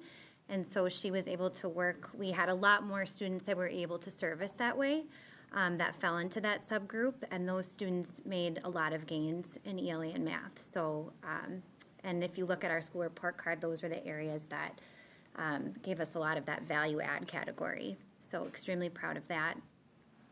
Again, as Caitlin mentioned, our panorama survey, our student panorama survey in particular, we had scored very high in student belonging, something that we were very proud of as well. Last year, we voted on our school theme for this year, which was all hands on deck. And it is something that if you walk into our building, Yvonne was there this morning at the book fair, you can truly see evidence of in our hallways. Our principal started at our school, as many of you know, with about a week and a half, maybe 2 weeks before the students arrived. So it really has had to have been all hands on deck just to kind of support her. And it has been a wonderful transition. Elise's energy, we all kind of piggyback off that in our building. So it's been a great start to our year, and our students definitely are feeling secure and safe and happy to be there. And then last, our strengthening our Tier 1 instruction, which goes with our district SCIP.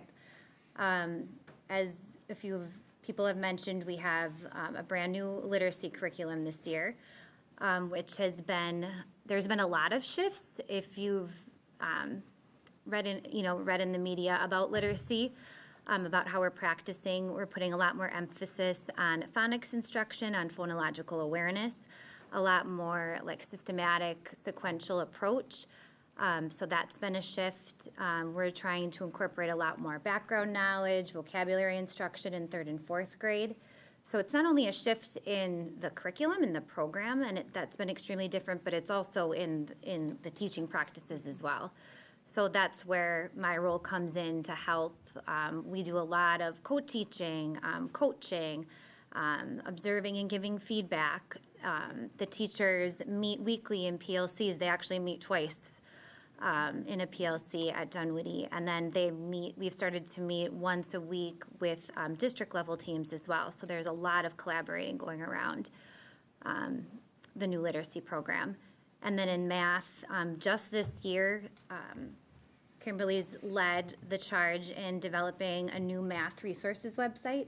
That's phenomenal. You should share with the group. There's a lot of great math tasks on there, a lot of resources for students that need acceleration, a math newsletter that comes out monthly, and then she shares a lot of the mathematical shifts that are going on at the state level as well. So those are areas we are proud of. Any questions? You mentioned the district level meetings. Is that just the elementary levels are meeting? And is it just for the new reading curriculum, or is it for other things too? It's for math. So we meet monthly via Zoom.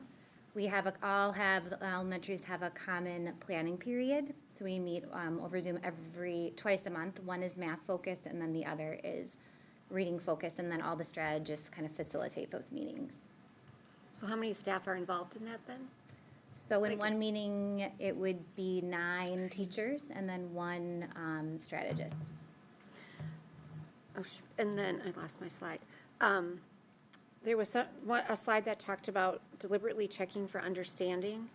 Can you just what does that look like in a classroom?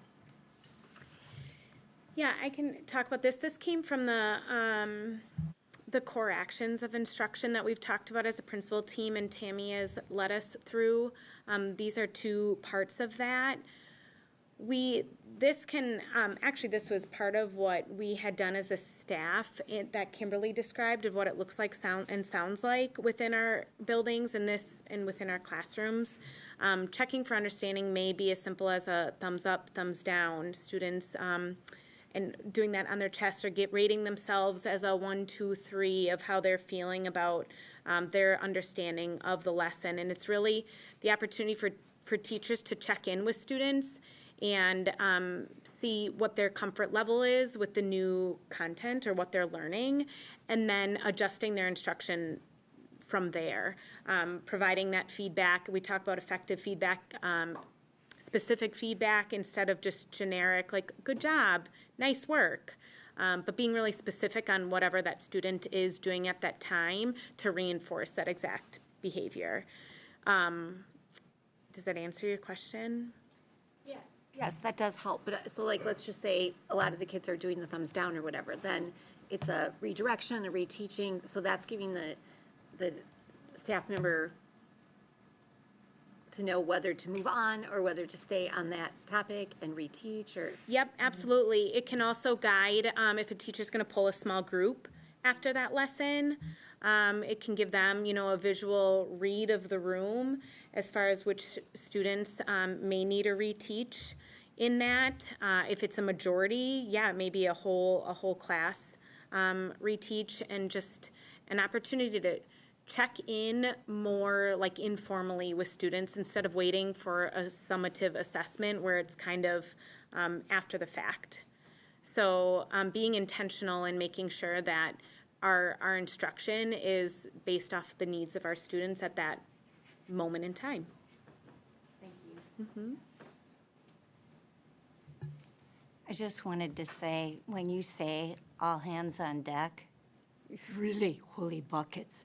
I forgot what it was like at elementary with little kids coming in kindergarten through 4th grade, and they're going all different directions, and you have all kinds of adults in the building helping out little ones, and sometimes they're getting away from the parent, and it's like, holy cow. So thank you very much for all that work, because it's such fun energy. You guys, It really is. thank you very much. It really is. And it brings that team aspect, which is really, we're a family, and we can act. We're a pod, yeah. We're in it together. So I'm really appreciative of the staff for everything they do to support me and to support our students and to support each other. You mentioned that seeing I think it was your math and your reading on your report card increase, and particularly like the lower tier, saw a great increase due to something that you were doing, like tool or whatever it is that you were using to help. Are you going to continue to use that because you saw those results, even with the changes that you're making as far as sort of instructional practices and things like that? Are you continuing to use that tool, or that, that practice that you had done, that model? Yeah. Or are you changing that based on anything like that? So that model is continued this year. Yeah, I mean, the tool is essentially a person, right? Like it's, in the past, we didn't have someone specifically just doing interventions. And so that, like I said, like that has allowed us to take fewer groups, and then she can just focus on ELA and math interventions. So we essentially can hit more students and try to, catch more students up. And that has been very successful. Yeah, in a district-wide shift at the elementary level. That's not just a Dunwoody thing. That's elementary-wide. And I came from the math specialist role, which has transitioned into the teaching learning strategist role. So I can speak from my experience last year too. I was the one person at Lincoln focused on math, and now it's shifted to having another person facilitate those reading and math interventions so that our teaching and learning strategists have more time to work with teachers on best practices and coaching to help with our input data in our instruction. And she's been able to be trained too in specific interventions, which is very important too, in reading and in math.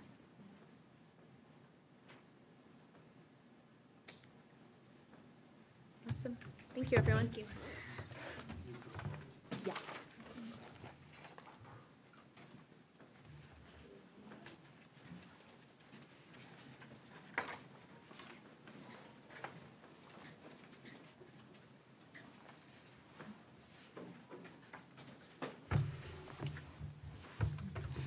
Good evening, everybody.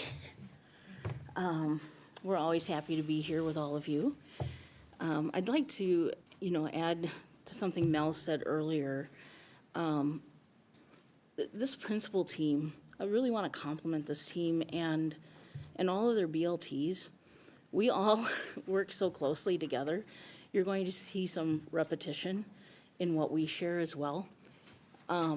This is one of the strongest teams I've ever worked with, And I've worked with a lot of different administrative teams, so I just wanted to add that a little bit.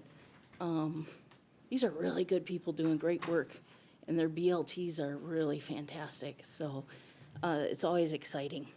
As you can see, I have one of our BLT members here with me tonight. This is Melissa Yankee. She is one of our teaching and learning strategists. We also have on our team Kristen Balzer, who is a teaching and learning strategist, Danielle Granrath, our school psych. And then we have two teachers, Kristen Reddick, a third grade teacher, and Christy Shelvick, a fourth grade teacher. And I'm sure they're cheering for us as we're doing this tonight. So we will be sharing very similar things that you may have heard from Dunwoody. We may have even stolen a few things and shared a few things along the way. So we'll tag team this a little bit. We'll begin with our academic goal.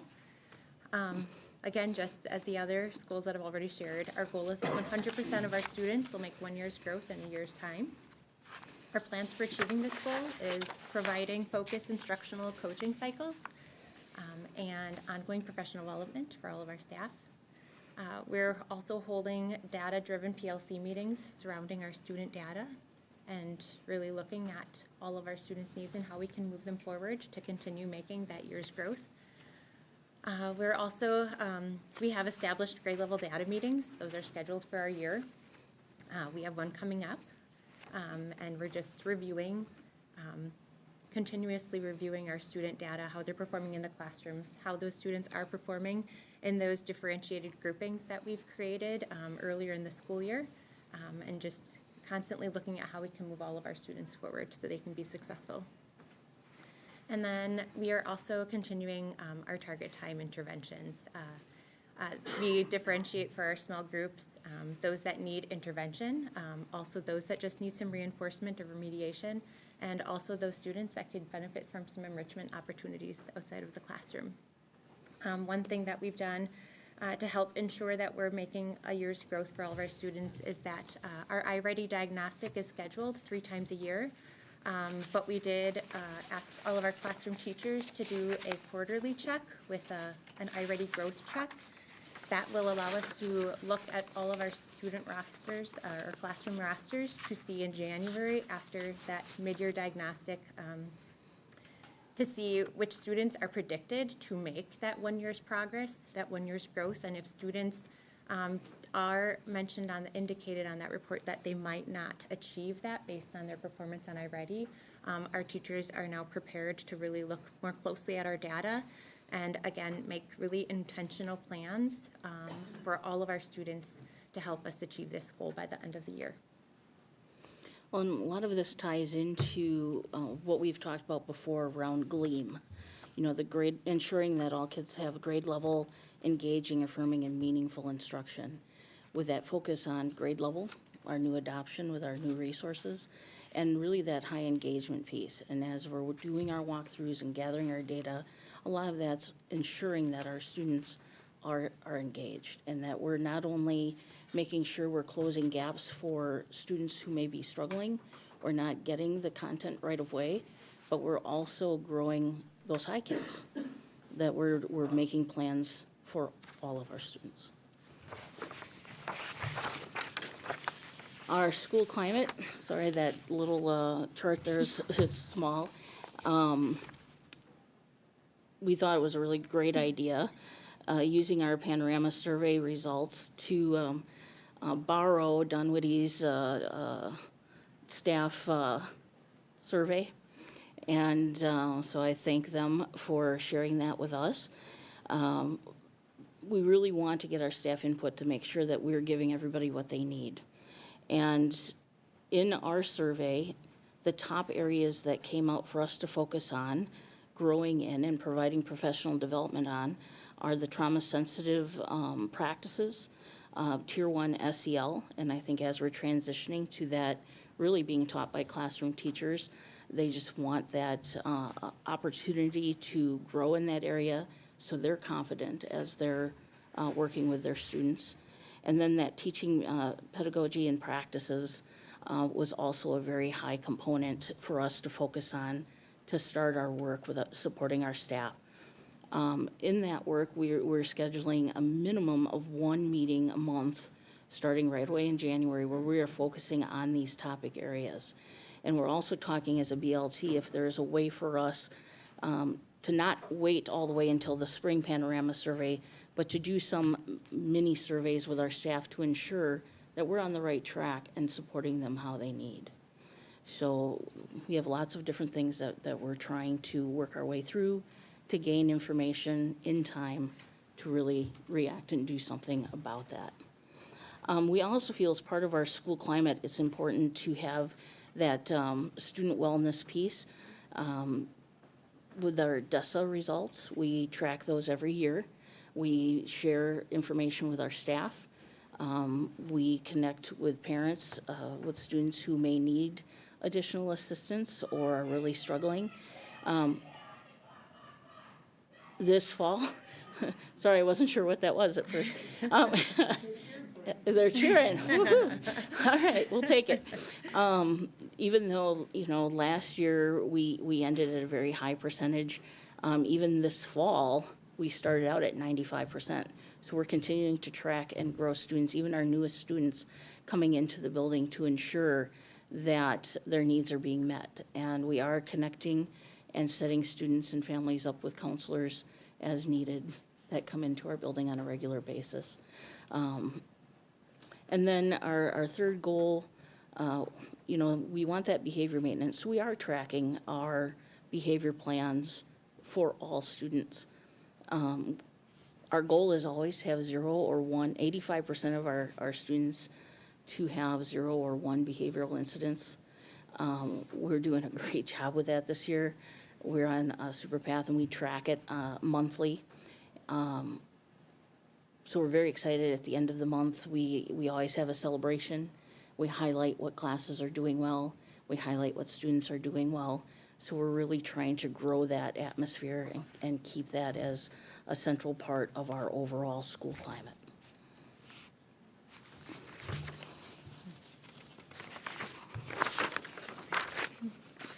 For our instructional delivery goals, there are 2 parts. Again, goal number 1 is 100% of classrooms the teacher deliberately checks for understanding throughout the lesson to provide feedback to students. When appropriate, students will refine written and/or oral responses. And our second goal is that in 100% of our classrooms, students talk and ask questions about each other's thinking in order to clarify or improve their understanding. Just as Dunwoody had mentioned, we are implementing instructional coaching cycles. Kristen Balzer and I have been spending a lot of time with our other strategists in the district and Rhonda Schoonover, and have really learned a lot about having collaborative conversations with the teachers in our building. We're excited to really start launching that off. We are continuously looking at the surveys and their district initiatives with providing professional development opportunities, and we really want to focus around student engagement to make sure that all students are actively participating in their learning in the classrooms to really help that learning stick. And we are continuing to use or measure our progress toward this goal with our Learning Walk tool, which we had spent a lot of time last year with. Just like Dunwoody mentioned, last year we sat down in our art room with all of our staff. Everybody was involved, even our school custodian. She was part of the group and had, everybody has great perspectives to share on what that learning should look like and feel like and sound like in the classroom. Well, and we linked in there for you a sample of our tool along with those look-fors. That is the large tool. That's not necessarily the one we actually take. We have changed it over to a Google form so that we can just do it with our devices when we go in. But the hard copy form that we developed together, we actually have added in the core action 1, 2D, and 3D. The 2D being that the teacher deliberately checks for understanding throughout the lesson, and 3D, students talk and ask questions about each other's thinking that we had mentioned before. We have added those in as that was part of our benchmark walk in the fall. They tie directly into the Look For tool that we were using last spring and developed, as Melissa said, with our entire staff. They're really focused on different instructional delivery standards and the learning environment standards. which tie in with our educator effectiveness as well. So we're kind of bridging these actions, teacher actions and student outcomes together with all of the different tools that we're using.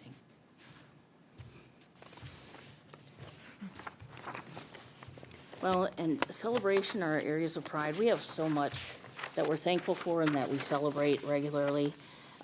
If you come to our school, and you're all welcome anytime to come to our school, we have very well-established protocols and procedures. We like to keep it pretty calm, cool, and collected. We have the same things going on that any school has going on at different times, but our staff is exceptional at meeting the needs of students and working collaboratively when things do go a little crazy sometimes. You know, if we've ever had a student in need and an all-call goes out, you would be shocked how many grown-ups respond very quickly. So we have a lot to be proud of. Our teams work collaboratively. We have great teams. They do feel like a family. We work through problems together. We build the strengths of all of our team members, and we focus on those strengths, because when we bring all of those strengths to the table, boy, what a great team to work with. And we have a lot of new staff this year. A teacher in 4K, teacher in special education, kindergarten, first and second grade. We've had 2 teachers, well, both of our 3rd grade teachers out on maternity leave, and it's like you wouldn't even know that we have new teachers. It just feels like the same Lincoln that we have every year. So. You know, so we really work hard on that and bringing people in and helping. And when we do have substitutes or long-term substitutes, the team rallies. They rally around those folks to help them, you know the ins and outs. And imagine starting the first day of the school year as a long-term sub in the classroom with a brand-new ELA curriculum. That's a big ask.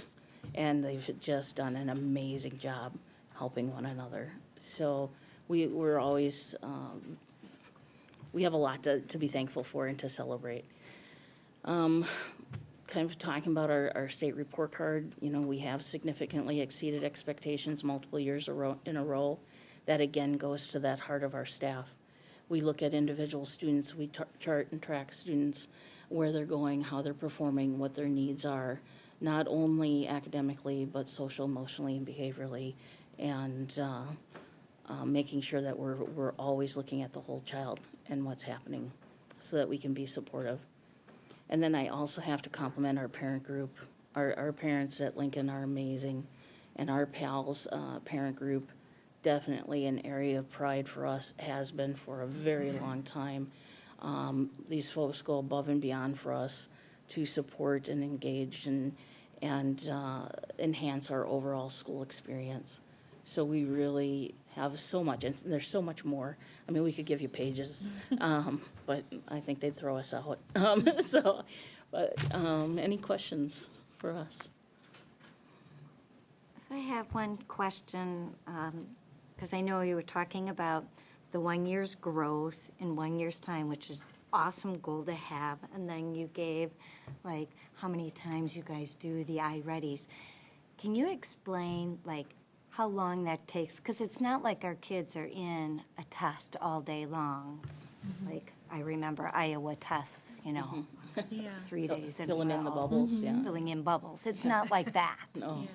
So can you give us an idea of what that looks like? Because that information does help you guys out, right? Yes, it does, Yes, yeah. along with many other Yeah. forms of information. Yeah, it's just one point that we look at, but I don't know. I'll flip you for it. So No. the diagnostic, which is given 3 times a year, beginning, middle, and end of the school year, that about 30 to 40 minutes for literacy and then math. And it really depends on each student. You know, there are some students that are able to finish it more quickly, and others spend a lot of time being very thorough, and that can, of course, make it take longer.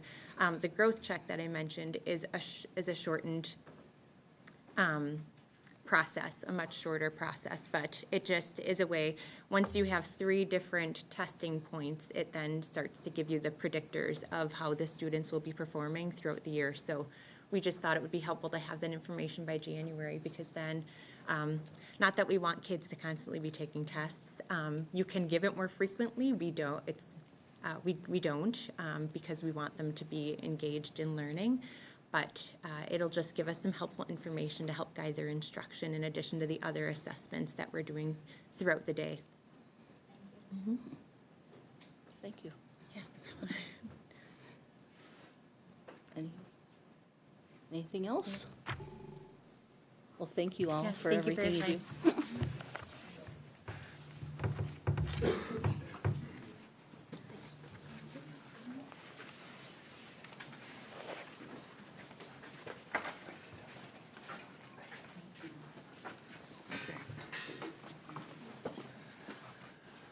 Hello, my name is Jay Henderson. I'm the principal at Saukville Elementary. I am the lone representative tonight. I didn't want to pay any travel expenses for staff to come in with me from the long trek over, per diems, hotel rooms, stuff like that. But I do want to just piggyback off of what Jane said about how outstanding this team is to work with, fellow building leaders. Jane in particular has been a great mentor to the newbies on the elementary team. So just thank you so much for your guidance and your support throughout my first year here. We're going to see some very similar things since we do work very closely together, all of the elementary schools, so I'll jump right in. The goal is the same. 100% of students will make 1 year's growth in a year's time. We will achieve this in many of the same ways that we talked about. Focused instructional coaching. I have amazing teaching and learning strategists in my building. Andy Hartwig and Ashley Krumenauer are just absolutely fantastic. We call them the A-team because they're just outstanding.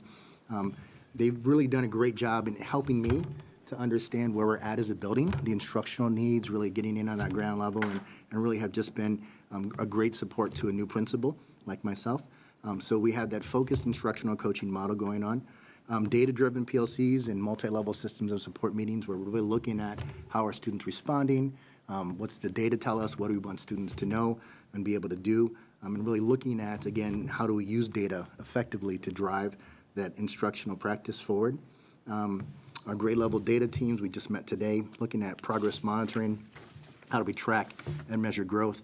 And then, of course, the new structure that we've implemented this year, Target Time, where we can offer differentiated small group instruction and intervention, as well as remediation opportunities. It's just a great structure that we have in place that supports a lot that we can do at the elementary school. Our next area of focus is school climate. We wanted to really, we looked at the Panorama Fall Survey for our school climate goal. Our goal was 100% of staff feel confident supporting students' social emotional learning through targeted and sustained professional development. That's really a data-driven goal. When we take a look at our Panorama Fall Staff Survey, we saw that professional learning about SEL was 47%, which was our lowest indicator. Of the five different large areas, professional learning about SEL was by far our lowest area for growth, so we wanted to focus on that. These are the different areas that represent Saukville specifically. And then when we take a look at how we compared to the overall district, we were very positive in where we're at compared to the district overall rating. There was an area, well-being, where we were lower than the district average. That was our only area where we fell lower. And we wanted initially to focus on that. When we started looking at the comments for well-being, it really tied back to, I'm not sure how to support some of our students' needs. We weren't sure how to really focus in on providing some of the supports for students' social, emotional health and well-being. So we thought that really tied to the last indicator, which was professional learning about SEL. So really, we want to take care of our staff and their well-being by providing a better support and professional development around social emotional learning. So really, our goal is tied to staff's well-being as well. So in order to achieve that growth that we'll see, that 100% of staff feel confident supporting students' social emotional learning through targeted and sustained professional development, we have a few different ways that we're going to achieve that goal. The first one is we've asked our classroom teachers to be more involved in delivering the second step curriculum, which is our social emotional learning curriculum that we've delivered in this district for the last few years.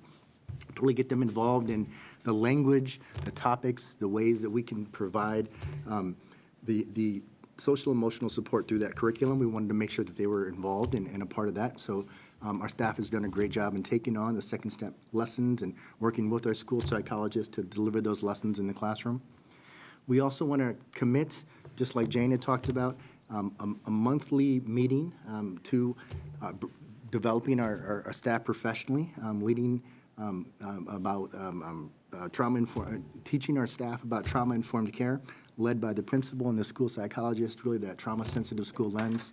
How do we support our students with the greatest needs? How do we make sure we're helping students to become resilient and strong, and to help them to learn how to face adversity, support them through their challenges, and support their overall well-being.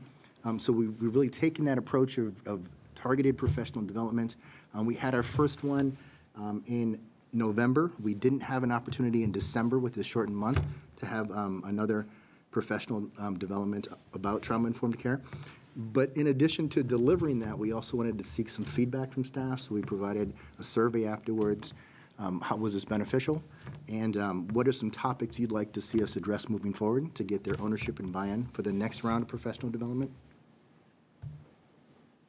Our next goal is instruction, very similar to the other two schools. We have two goals, which focus on deliberately checking for understanding and then increasing that student dialogue.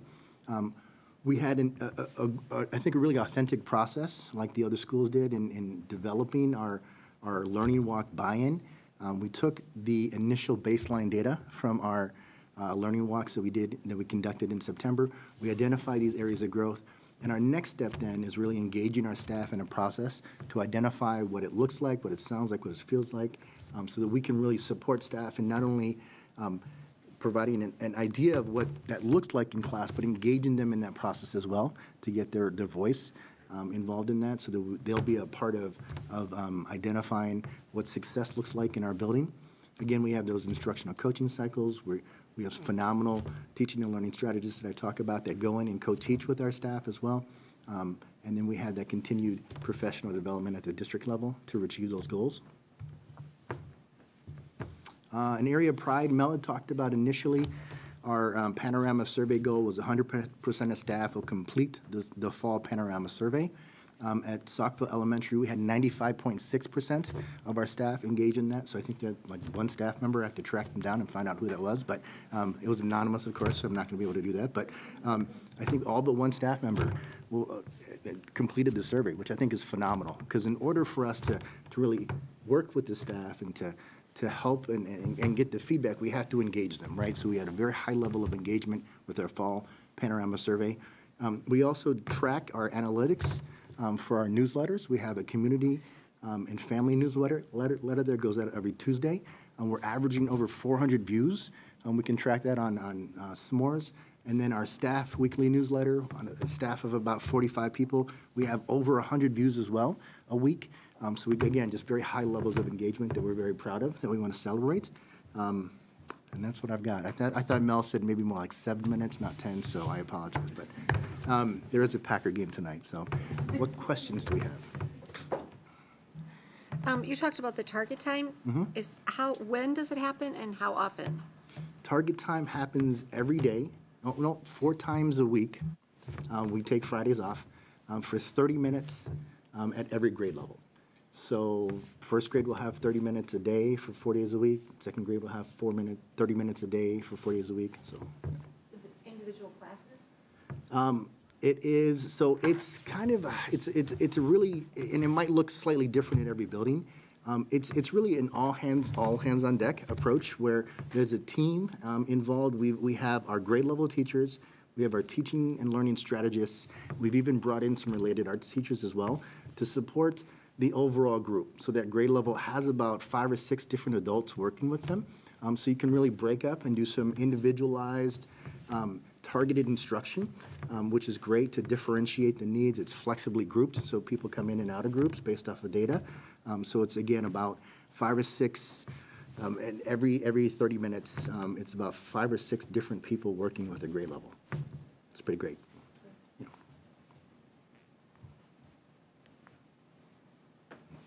Thank you.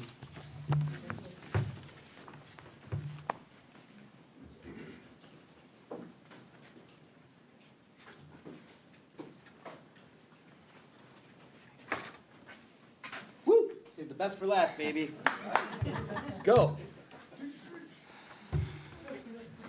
Leave it to Dan to bring the energy. I don't mean to interrupt, but I just have to say I've been checking out all the shoes because that's a big thing with the kids these days. Oh, yeah. Their principals and assistant principals shoot what they're wearing, so. Yeah. Yeah. I got Imagine they didn't mention yours, Dan. Couple Hokas.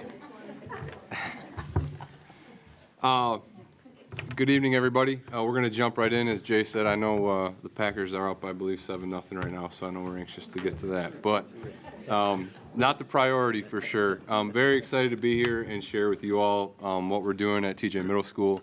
I'm Mr. DeBaker, the proud principal of Thomas Jefferson Middle School, and with me is my team. Dan, everybody knows Dan. Go ahead, Dan. Hello, Dan Solorzano, assistant principal and athletic director at TJ. Jody Swagel, assistant principal. All right, so we're going to jump right in. Very similar. Our academic focus this year follows the district goal of 100% of our students will demonstrate 1 year's growth in 1 year's time. We have a couple of different ways that we're focusing on making sure that that happens. At TJ, we have a really nice structure in regards to how our schedule is formatted. We're able to allow our grade level teams, so our core academic teams at each grade level, to have large chunks of time off for prep. And with that allows them a lot of time to collaborate.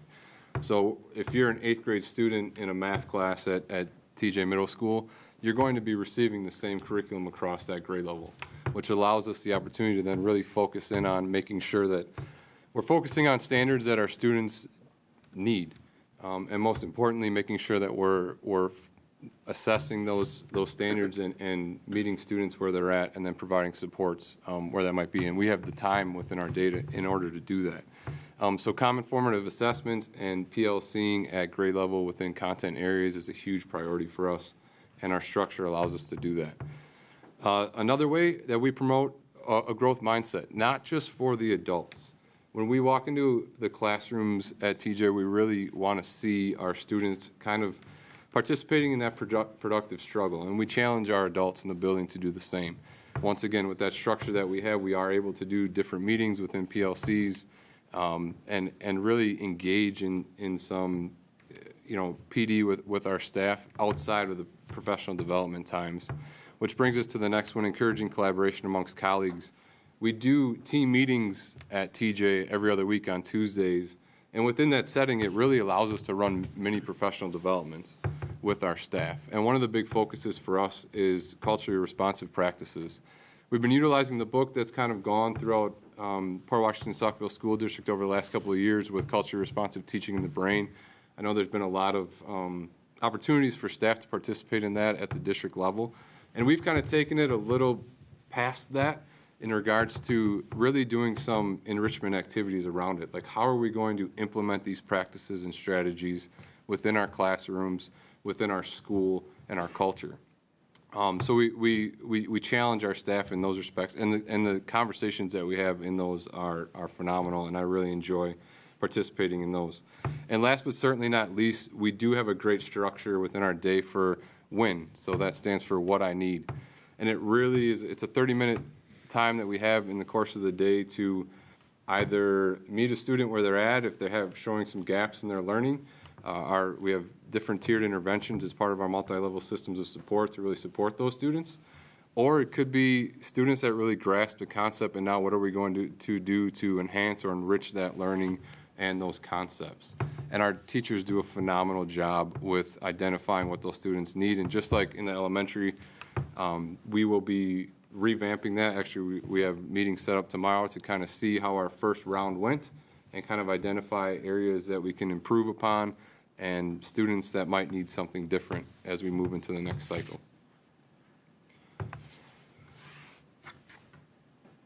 So, brings us to school climate. As we know, one of our most important assets as building leaders is really our staff.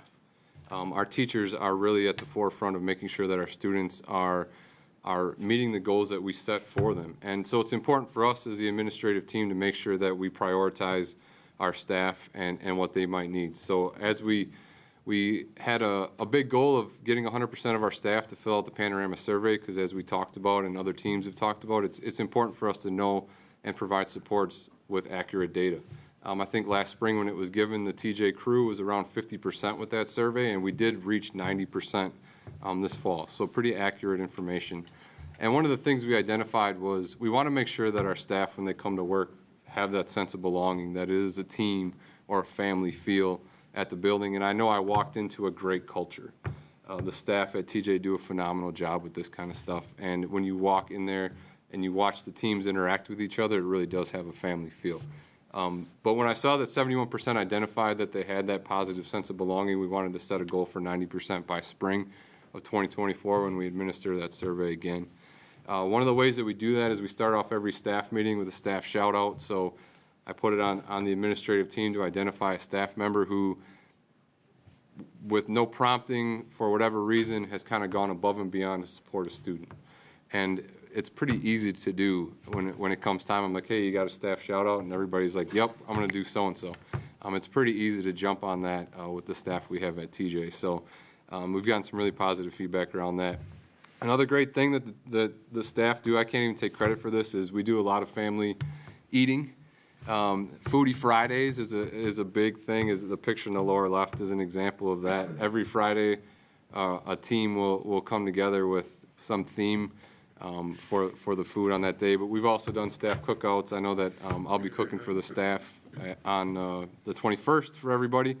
So it's just something we do to kind of bring everybody together. The weekly newsletters that we do really focus around a very short term. What are our wins and celebrations from the week that's passed, and what is our focus for the next week, some important meeting dates and things like that that staff need to know. But we also really utilize that as an opportunity to showcase some of that, the great teaching and learning that's taking place within the classrooms. We also do staff gatherings throughout the course of the year, and we try and do a staff raffle at the start of every PD day to help make sure that everybody's participating and engaged in the learning.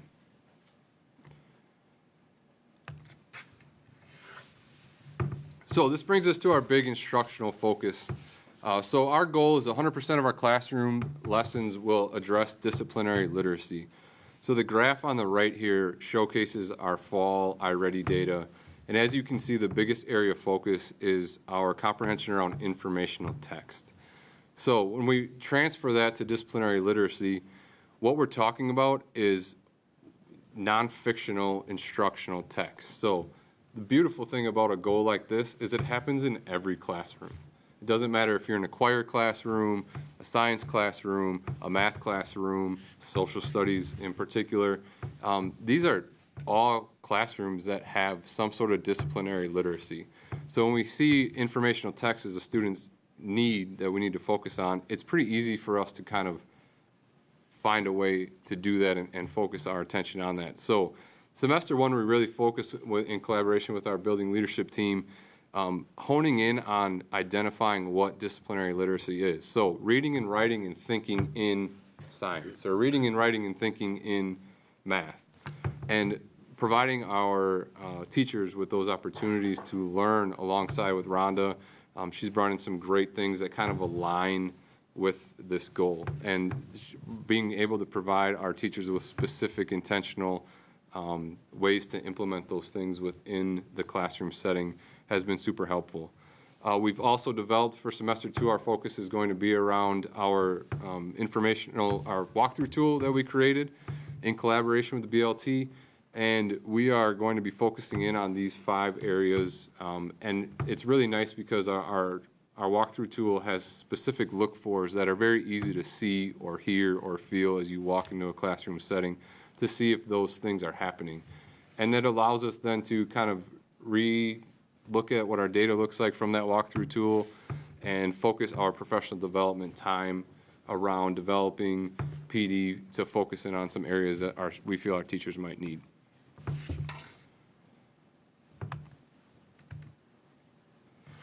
So, celebration of pride, when we sat down as a team to develop these slides and kind of what we want to focus in on, there's so many different things that we could really talk about, whether it's the great job that our teams do with PBIS, all the great staff engagement with students, like all these different things. But what we really wanted to celebrate was our students. So 97% of our students at TJ from our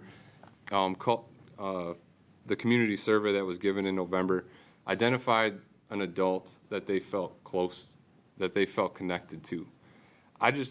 Obviously our goal as a team is to get that to 100%. And I've been able to identify those students, and we worked with our phenomenal support staff, our counselors, to identify who those students were and develop a plan to really focus in on and help support them. But right off the bat, in the fall, to have 97% of our students identify a staff member, we just felt that was a huge source of pride. So we thought it would be a good idea to just ask the students, why? What do you love about TJ? So we created a short little video that we'd like to share with all of you that asks our students just that.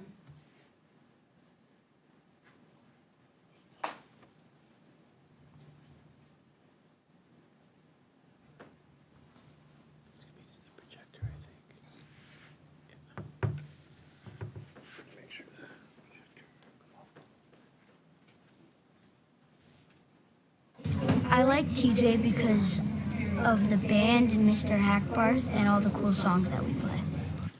I like TJ because it gives you lots of fun opportunities like art club and swimming. What I like about TJ is that all the teachers are really nice and all the students. I love cross country, Lego League, carpentry club, and chess club, and jazz band. I love running cross country because I get to see my friends.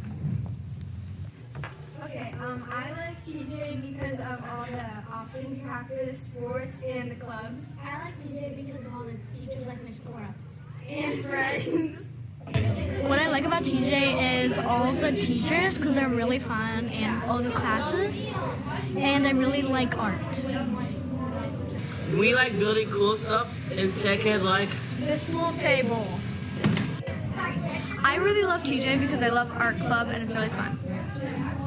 Something I really like about this building is that teachers help us in many type of ways and keeping you for lunch so you can get your grade up in math, science, and any education. I like how the teachers help me with my work. Like if I have a bad grade, they will help me with that or something, or like they will bring me in and stuff. I like how the school welcomes us here, and my favorite teacher is about the year. I like how the students cooperate with each other. I like all the activities like basketball and like swim. I love TJ because all the students and teachers are very nice and helpful. I love TJ because of the basketball games, because it's fun and I can see my friends. My favorite thing about TJ is art and tech ed. I like all the students and teachers at TJ. 2 summers ago, I took the fishing class for summer school. It was amazing. I only caught one small fish. I wasn't the best at fishing then, but it was still really fun. What I like about TJ is the donuts that they give you at lunch and the lunch people. I also like the teachers. By the way. The food. The classes. The teachers. I like TJMS because all the cool activities like basketball, swimming, and kickball, and the cool activities that the school plans for all the students. My favorite thing about TJ is the different variety of clubs you can join. Like in this one right here in 7th and 8th, you can join Makerspace, which I'm personally going to join. I also love how when I joined the musical, I got to meet a bunch of different people and I made a lot of friends from that experience. That is my favorite thing about TJ. I really like TJ because I really enjoy being in Mrs. Papa Marcos's class. I like TJMS because of the field trips, like the kindness retreat. I love TJ because Mr. DeBaker has really cool shoes and he thinks he's better at basketball than me, but he's not.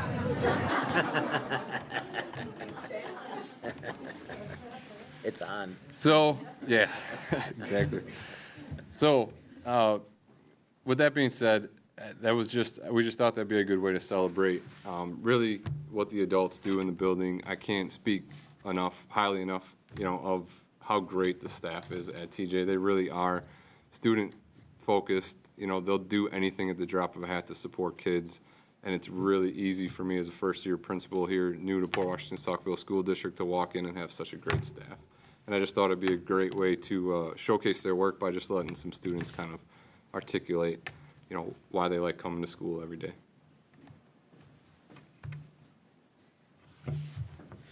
Questions?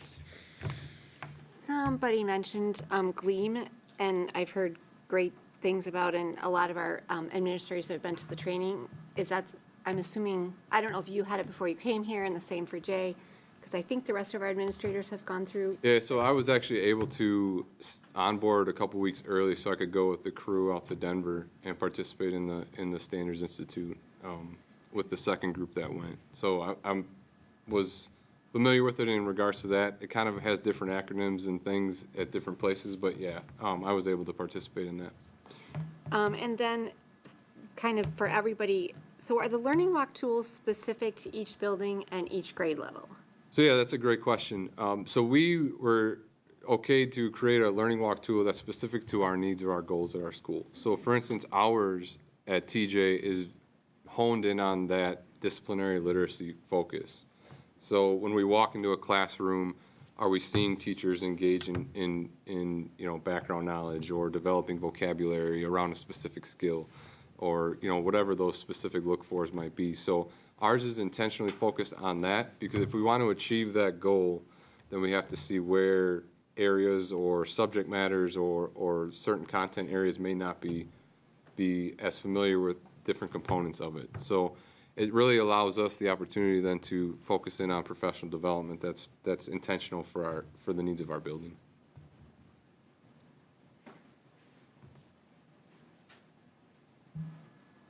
I just wanted to say thanks to all of you. The hard work is so evident, and I'm sure that this week's headline in the paper is going to be about all of the wonderful work that you do, how great our students are, all the hard work that's happening.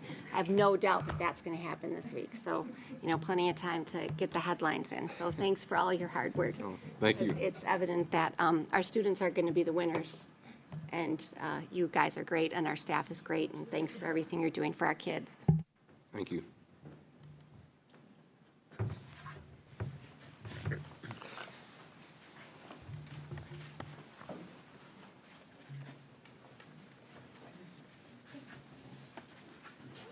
Before we move on to the next thing, I do want to reiterate what Sarah said too. I know we have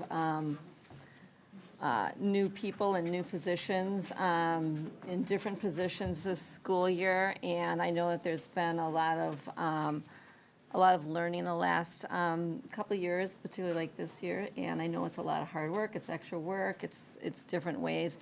So I do want to thank the administrators in all the buildings. We really, really do appreciate you.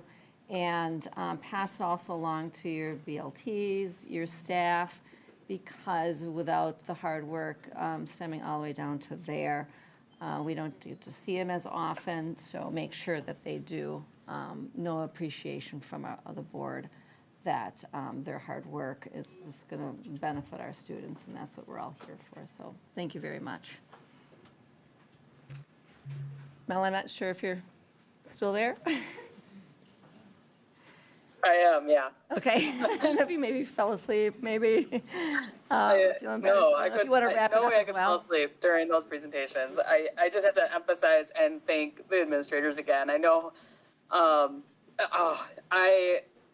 listening to that, I hope the board, I hope the community understands that these are dedicated, hardworking, intelligent individuals who lead up buildings that do amazing things. And I think it came through on the presentations, the videos, the pictures, the data that they're presenting. I'm actually beyond excited as we finish out the school year, and we're going to finish strong in this team and with this team specifically. And I could not be more blessed to have a more robust and knowledgeable team around me.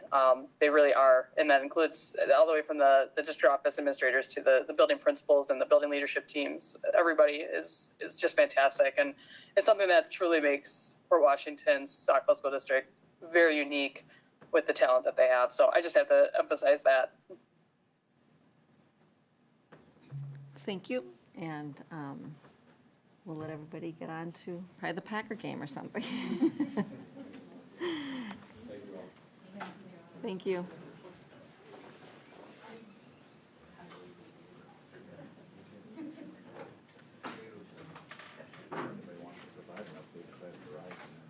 Yeah. Yes. I mean, I feel bad for people in the audience that I'm assuming are waiting for us to vote on the Performing Arts Center. I feel bad that our meeting is going so long. Is there, if there's not an objection, do you think we could move that up in the agenda? I think we can move that up in the agenda. Or, wait. It is next. No, it's the report on the high school course. We do have. I think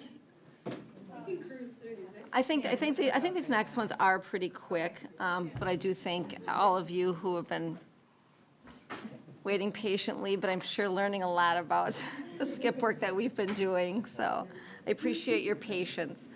Next up is a report and action on the new high school course. Rachel will take over from here. So excited to have Brian Borley with us, social studies teacher. I think we're on. And so we'd like to propose bringing another CAP class to our building. And Bryce Stasek kind of helped set the, am I not on? Oh, there we go. Let's try that again. So CAP class to our building, another lane. Bryce Stasek did a nice job of explaining a little bit about what CAP is, but we'd like to bring a CAP class that Mr. Borley would be teaching through our social studies department, but really what it would be is an introduction to education course. So I'm gonna let Brian talk a little bit about what that course is, some of the work that he's been doing on his end in terms of researching it, and then we'll talk a little bit more about what CAP means and how we can hopefully bring more pathways for kids to Port Washington High School. Thank you, Rachel. It's no surprise that education is not seeing a lot of applicants right now. Over the past 12 years, we've seen a downturn in every single job across the board. So we could throw our hands up and say that, you know, nothing we can do, or we can try and create solutions. So one way we thought about that was Rachel offered to have me go to UW Oshkosh last semester and see about their CAP program and other teachers who are doing this around our area. What this would be is a one-year elective course at the high school that'll be introduction to teachers. So people who want to go into that field would actually then learn from teachers in the area right now. Obviously, I'll be the classroom teacher, but we do basically cooperating teacher light, hopefully in other schools. Give them experience with elementary, middle, and high with all types of students, and then see if this is a career that they would want to go to or not before they spent money in college. My personal program, I think we had 40 students as freshmen. There were 6 of us by senior year. So it can kind of give help that way too. Another positive behind this is it gives 3 credits at the college level of this course. They could use it as an elective, or if they go into the educational major, as part of their major as well, for a cost of $300 for 3 credits. And similar to what Bryce said, you would get the grade at the end of the year. There is no end of the year AP test to take for this.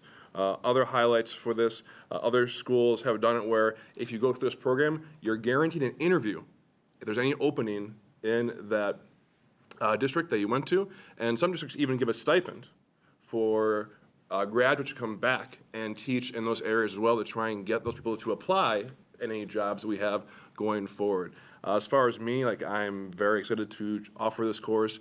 I already have a ton of ideas right now in my head going forward for it, just thinking about what I wish I had known before I even went to college at that point in time, and just how many great teachers we have across your district that we could get information from into their heads before they even go on to the next level. So I thank Rachel for this. Again, I've got a lot of ideas in my head, but until the board would approve it, we wouldn't go to that next step, and then obviously asking for permission through UW Oshkosh and kind of putting the course together for hopefully next year in the fall.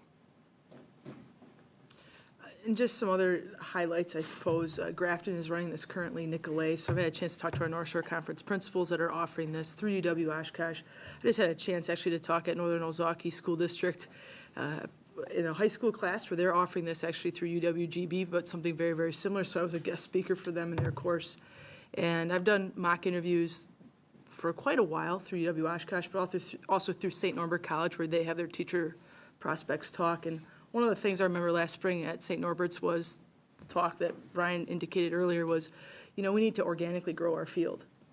One of the things you want to make sure you have at the high school level are pathways for kids to pursue, and it's something we should have, right? A pathway for education. During our pre-ACT work I'd have to ask Nate if it was last spring they indicated or during the fall, but we had at least 13 students indicate that education is a pathway in which they'd like to pursue, and 13 would be a great number for us to start with. Some of these classes are starting around.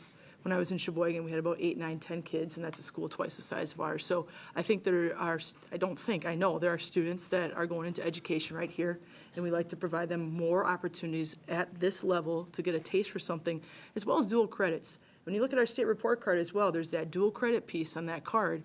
And right now we are very robust in AP advanced placement, which is fantastic, wonderful. It'd be an awesome opportunity for us to continue to grow our robust catalog in dual credit options, such as a CAP option, which that's just Oshkosh's way of calling it their college credit offerings at the high school level. Questions? I have a quick, what is the minimum for running the class? Absolutely. So want to get it off the ground, but also Yeah. realize that has ramifications on other classes running or not running. So ideally, I'd like to see us get around that 10 ballpark. Perfect. That's That would what I be the was hope. hoping to hear. Yeah. Because, And I have a growth mindset. So we're going to get 20. I want to cap it at 20.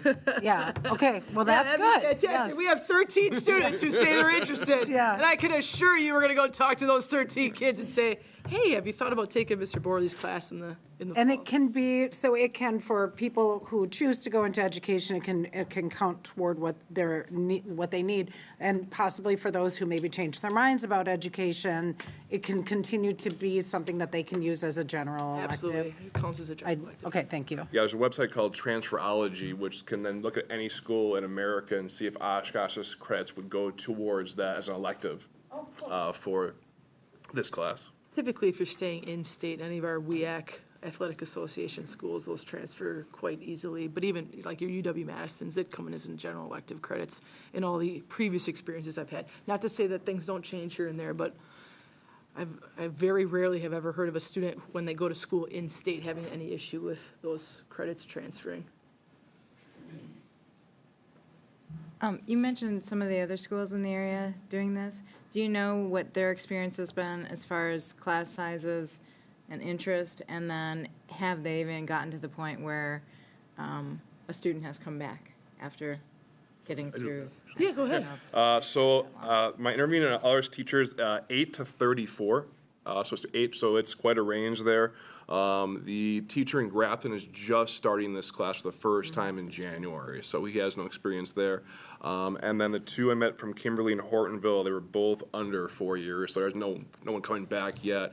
But I love one school actually. When the first cohort went through and graduated, the superintendent was there, and they call it like their promise. So like we could call it, the port promise or the pirate promise.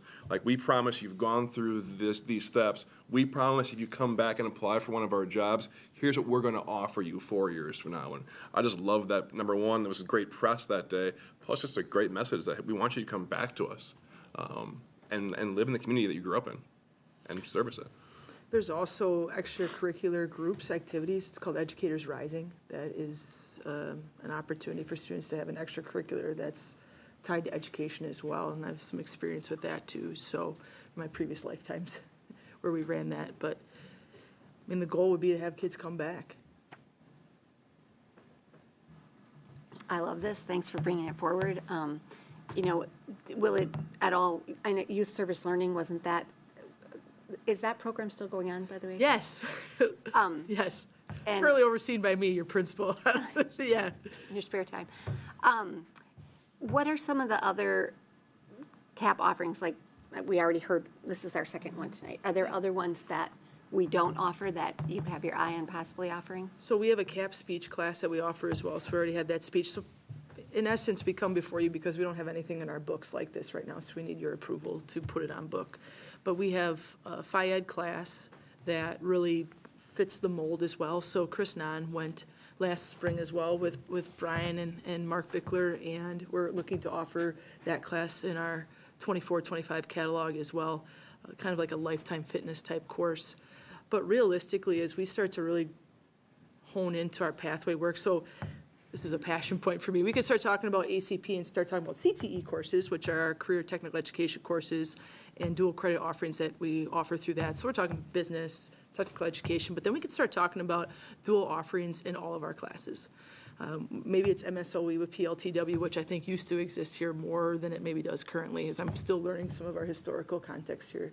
But certainly other CAP classes, yes. We could start looking at, what is offered on our catalog, what are some other classes that we could, potentially have a partnership with universities, but not to forget that we can also have partnerships with places like MATC and offer transcripted credits. And so we have an opportunity, I think, to continue to grow this catalog for those pathways and opportunities for students, while also congruently continuing to have a very strong advanced placement program, because we do. And that doesn't need to go anywhere. So Bryce has had both experiences, and he spoke well to each of them, and we want to continue to offer that. The beauty of AP is its ability to transfer everywhere. The tough part with AP is you got to pass that test. Not that that's tough, but it's just not a guarantee. CAP class, you get the grade, you're going to have credits transferring. And so to be able to run that congruently, and I've been looking at a lot of our neighbors' course catalogs, as well as other places I've been, and we have opportunity here, and we need to tap into that. Because we have kids going in these fields. Let's get them some credits and some exposure. It's super exciting, and I'm thrilled to have it. And I think, I remember years ago, and I'm talking a lot of years ago, we had some youth apprentice kids, and one young man came and spoke to us, and he went to Port State Bank and, was a teller, and he's like, I hated every minute of it. Like, I'm so happy to know that I do not want to do this. And I think that is just as valuable as one of our students saying, yes, I love this is what I want to do. So what a perfect place for them to find that out here, instead of starting college and spending a lot of money and possibly not liking what they thought they were going to like. So thanks for investigating, thanks for bringing it forward, and I'm thrilled to have more of it. Yeah, and again, Oshkosh is a spot where we can have partnerships, MSOE, UWGB. I mean, and if you look at enrollments, people would love for high schools to join forces with their collegiate ranks as well, because they too are still looking for folks to be a part of their systems. So, thank you. Sounds like an amazing opportunity. Anyone else have any other questions? I don't want to cut anyone off. Okay. I'll make the motion to approve the new high school course, Elementary Secondary Education, Intro to Education, Education Policy through the UW Oshkosh Cooperative Academic Partnership Program, beginning with the 2024-25 school year at a cost not to exceed $3,200. Now, second. Roll call vote on that. I'll start with Doug. Aye. Sarah? Aye. Brian? Aye. Amanda? Aye. Yvonne? Aye. Karen? Aye. Justin? Aye. Danielle? Aye. Kirsten? Aye. Motion passed. Thank you very Thank you much. very much. We'll get to work. Yes. Excited for our students. Next up, under the business services and human resource items, report and action on updated administrative assistant pay scale. And I know through our HR department, Brenda or Mel? Yeah, I think, thank you. So I think this makes up for the shorter meetings we may have had in the past. So now we're going to go extra long for tonight, which is great. If Brenda has anything to add, ultimately, what you have in front of you is the proposed administrative assistant updated, what we're considering the pay scale. It's a range scale now. It takes the steps out of the equation. We did bring this to the HR subcommittee to discuss it in detail, but ultimately, I know the question was asked, the $10 range, essentially. What this is proposing is taking the high and the lows of the nearby districts and allowing us as PWSSD to be competitive with our administrative assistants in every level at every school. So what this now allows us is a pay range for every position as we have in the district. And obviously there's duplicate positions. We have elementary administrative assistants. We've got some assistant leads and administrative assistant leads in the secondaries. We also have the leads at the elementary. And this allows us the range between that. So what we started with was a really thorough audit of the nearby North Shore districts. Again, I know I've mentioned this in the past, but I will mention it again. It's really a matter of making sure that we are competitive with the market And as we go north to the North Shore district, so if we go to Sheboygan and even west of the lake, we tend to see a little bit lower in the pay scale. So we do capture the districts that we believe we are competitive with, and really what who I specifically as superintendent can get information from, which is that North Shore group. So you have the Grafton, the Cedarburg, the Mequon, the Whitefish Bay, and what that is allowing us to do is because flex.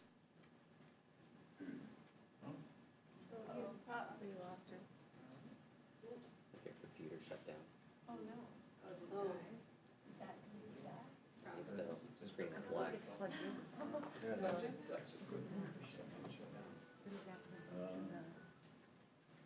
Okay, Brenda, you're on. Okay. I just think she was summarizing the background information that we collected to help us narrow down the ranges and compare ourselves to the surrounding districts. I think she was talking about the number of times we had meetings and opportunities for feedback from our administrative assistant group, also the HR subcommittee. So ultimately landed on ranges that we felt were very competitive with our neighbors and had plenty of opportunities for feedback, including it up to last week. So we feel pretty confident that these are very appropriate ranges where the people in these positions feel valued and we are competitive with our neighbors. Great, I'll make a motion to approve the updated I'll make a motion to approve the updated administrative assistant pay scale as presented. Second. Second by Kirsten. Still talking. I texted her that. Oh, okay. Okay, so she, okay. They're on the vote. And then, so we'll do a roll call. That was motion by Sarah, second by Kirsten. We'll do a roll call on that, starting with Yvonne. Aye. Aye. Justin? Aye. Danielle? Aye. Kirsten? Aye. Doug? Aye. Sarah? Aye. Brian? Aye. Brenda? Aye. Motion passed.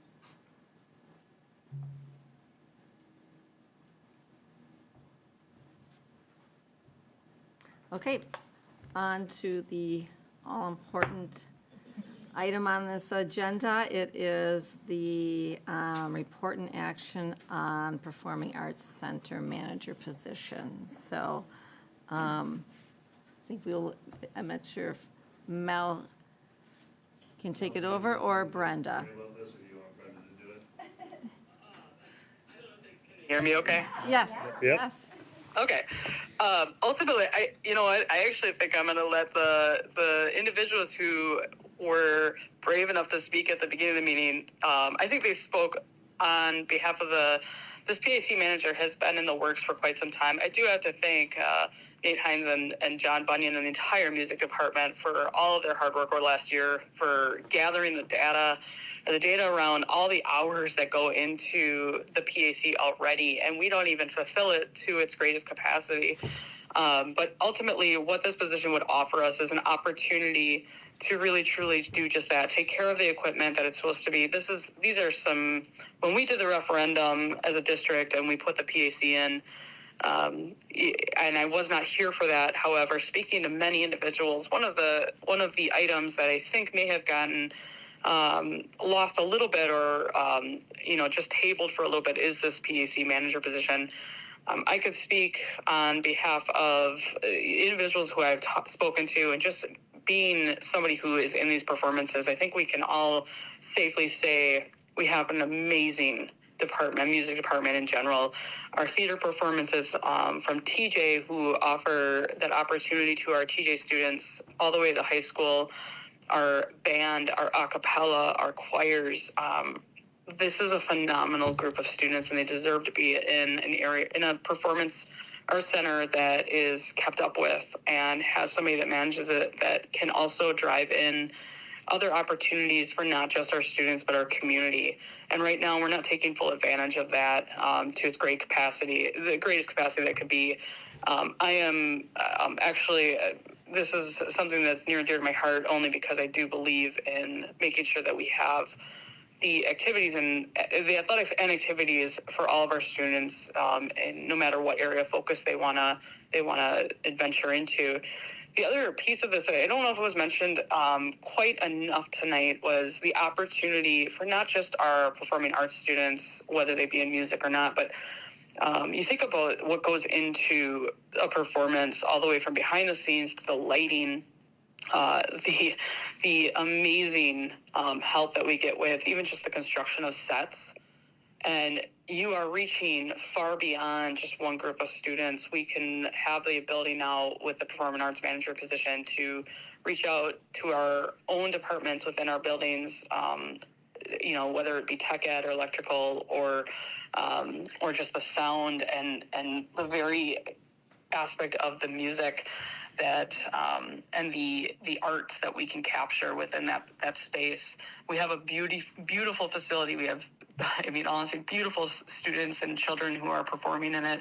We also have a community that values the arts, and this will only further develop that. So this is why this position will be funded by Fund 80, because we are truly trying to capture not only our students, but a community aspect that brings in more and more individuals into the very focus of the arts in this area of expertise. And I do believe that it will only strengthen our community in the future, and this PAC manager will now be able to not only manage the facility, but also increase its capability to welcome that aspect. So I do hope, I know that, again, I know many hours were put into this, researching the job description. It was reviewed by the entire music department, all the way from middle school to high school, and our elementary music teachers, I think, will be grateful as they put their holiday concerts in there and not having to find a lighting and sound technician to come help them. So I'm in full support of this. This is why this recommendation is coming forward, and I do want to thank Nate and John for all the work that they put behind the scenes on this. Again, this data took about a year to collect. So the recommendation is Fund 80 would be the majority of this fund. It is in the budget for this year and ongoing years there on out, as long as the budget allows. The hope is to generate some revenue in this area. And then also the position would pay between $50,000 and $65,000. It would be a full-time salaried position. Similar to our aquatics director position that we have, our aquatics manager, it would be a non-coded, just because it's a very unique position that doesn't fall within any one category in our district, and that's the true essence of the non-coded selected group. So I just want to give a little background on that, and also thank those individuals who came forward and spoke about the PAC manager and the amazing things that our district is doing. Does anybody have any questions? I do. Just because I don't know. Mel, hey, it's Justin. So would this position so I see it here, 40 plus hours a week, whatever. So do they have an office here at the high school? I mean, are they here? Go ahead, sorry. No, I just didn't know if they would be on site, say 40 plus hours a week, because Bill in the public comments had mentioned, his advice was to find a tech lead, and it really started making me think that if they were here on site and if there was some time and somebody else needed assistance, you could leverage this person's talent, or maybe not. Maybe it's just only tied to the PAC, so. Yeah, no, the thought process is that they would be on site in the PAC. They would report to John Bunyan, who's the activities and athletics director. And the real true essence of it is, we all know, so the unique thing about theater, music, and all the performances we put on, especially this time of year, right? We've got a performance almost every other night. And then there's certain times of the year where it really dies down, and doesn't mean that we don't have work. That's the time of the year when we don't have those performances or those practices ahead of time, that they can be doing the preventative maintenance and working with outside vendors on whether it be technical assistance, safety assistance. Safety is a huge thing in theaters and at this level, and something that we absolutely, truth be told, we will be focusing on more deliberately, is the safety, whether it be a student using a handsaw to build a set, all the way to Stages do have some height to them, and there's safety in the rigging system. These are very specific technical items, all the way from the rigging system to the fire curtain that we have to get tested. So these are items that our PAC manager would be on site to take care of, along with those technical assistants, the soundboard, lighting board. Would have to find somebody with that expertise. The other piece of that, to be honest, Justin, and to the whole board, is when you have someone who is a PAC manager, I do find, and I've been blessed to work with PAC managers in the past, there's a connection within the industry. And when you have somebody on site who can pre-plan for these events, they can reach out to individuals. Maybe they don't have the expertise in every area. Fair enough. It's going to be very hard pressed to come by somebody who has an expertise in every single area that we are looking for. However, they can reach out to professionals and experts that do have an expertise ahead of time, so we can even have a chance to book them. Right now, we're running with these concerts or these plays or these performances, and then we get about a month, when we start planning for it, because schools work very quickly and we have a lot going on, this can get lost in the shuffle of things, only because we don't have somebody deliberately looking at those schedules all the time. When we have, John Bunyan, for example, has athletics and activities, and it's very hard unless we pre-plan almost a year in advance to book these, reserve these individuals who can even work a tech board or a soundboard. So it's going to be very beneficial in that aspect as well. And then as we grow this program and grow that space and the very concept of reserving that space, we can work ahead with various people and then take a look. I think Germantown actually is at a 1.5 now, because they've reserved their space to a capacity that called for more FTE, and they had a revenue generating into their space that called for more FTE. And we're hopeful that that's the case here too. We will have plans in place, and then updates to the board and the community on where we're at, what we're doing, the revenue we're generating, and then just still capturing those hours to present that to the community, so that they know what obviously their taxpayer dollars are going to. So I hope that answers your question. Yeah, no, it's perfect. And one follow-up to that too, not to follow up to that, but it says in here that this person, and I don't know if this is typical, but it says that they have the ability to waive or alter the fee schedules. And then later on, it mentions that they would have the right to hire and terminate employees or people reporting to them. Is that typical in this type of a position versus going to a higher level, or maybe this person makes the recommendation, but it would go to you for final approval on those? So it wouldn't go to the superintendent. What they would do is go to John Bunyan for approval. Oh, right, So a lot of times we'll, and it's, the very concept of the word firing or hiring sometimes has a negative connotation, but there are times when individuals may not have the expertise we were looking for, or hiring an expert to come in from an outside company, whether it be a company or a student or individuals, they do range in expertise. So we would want them to have the flexibility to allow to bring people in, whether they be students or the number of students they would need to fulfill a performance, and then obviously meet with John, and then the next level up, obviously, and even coordinate with Zach Mueller, our community engagement coordinator, to make sure that we are capturing the very need of the group that would be renting it and or using that space. So whether it be an elementary performance all the way to a rental performance, or somebody who's renting the space, we got to make sure we fulfill the needs of that group, that would be established ahead of time, and they would work closely with John Bunyan on that. Okay, perfect, thank you. Yeah. One other question regarding generating revenue from the rentals. I'm not sure how, and maybe this is for you, Brenda, how the revenues coming into our school are tracked, but just in case we come somewhere down the line to this person retiring or leaving, or, having an opening again in this position, I would suggest that we make sure we can track the revenue coming in, so that we have that as well as whatever other advantages to the position to support it in the future. Yeah, absolutely. And I think even to that point, Karen, that's Karen, right? Yeah. Just want to make sure there's different people. We actually have various funds. Even now, each group has a fund a Fund 21 or a Fund 10, and we track those expenses. So let's hypothetically say a Facebook group fundraises, and then they spend money within their Fund 21 account. We track all that to make sure, and that by the audit too, we have to make sure we track that in a separate code. So even the very concept of a rental coming in from the outside community versus even something coming in from our school groups has to be tracked differently. So we would make sure that we capture that at a level that we can generate the revenues, whether it's coming right back into Fund 80 or back into Fund 10. So we do have to separate it even from the community group aspect to an outside group. I hope that makes sense. Okay, perfect, thank you. Yep. And one last question to consider, Mel. It's Yvonne.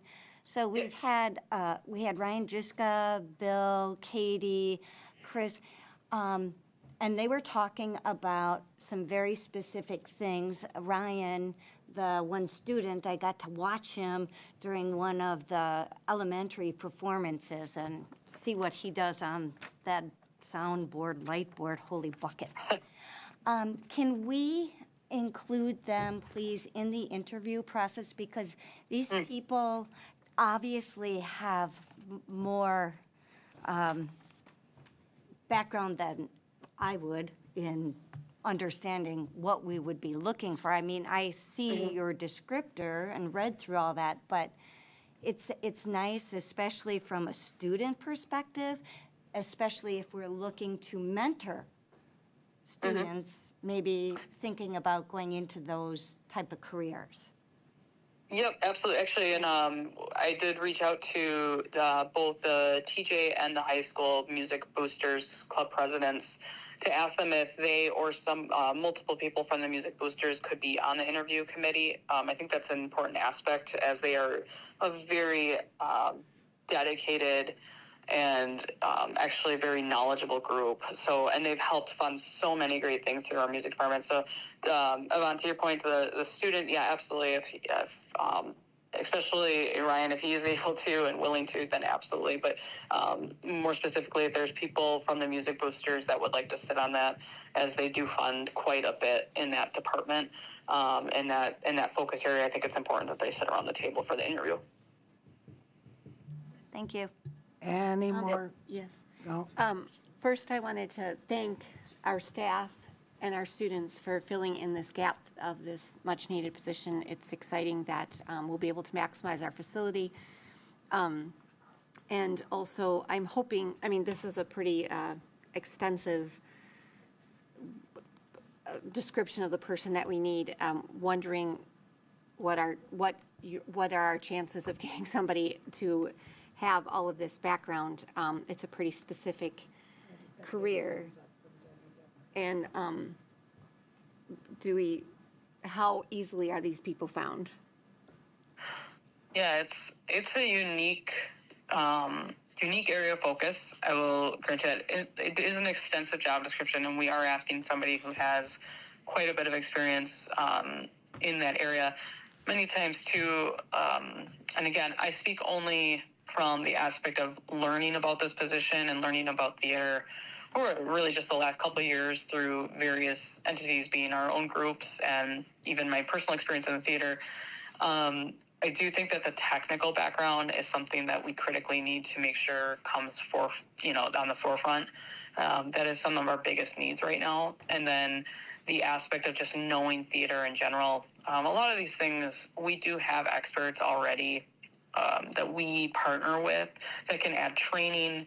So if somebody's willing to learn the various aspects, I think that that's a critical piece. Again, this is a community that I'll just say that I again, recently I've been able to, over the last, 5-6 years, able to be part of, and it is a very close-knit community, and they care very much about the student success and then the success of the arts. And I do think that the networking that can be done throughout our own boosters and then other districts and then other private held theaters, I do think that we'll get candidates to apply. It is a full-time position, which, believe it or not, for whatever reason, maybe I'll say it that way.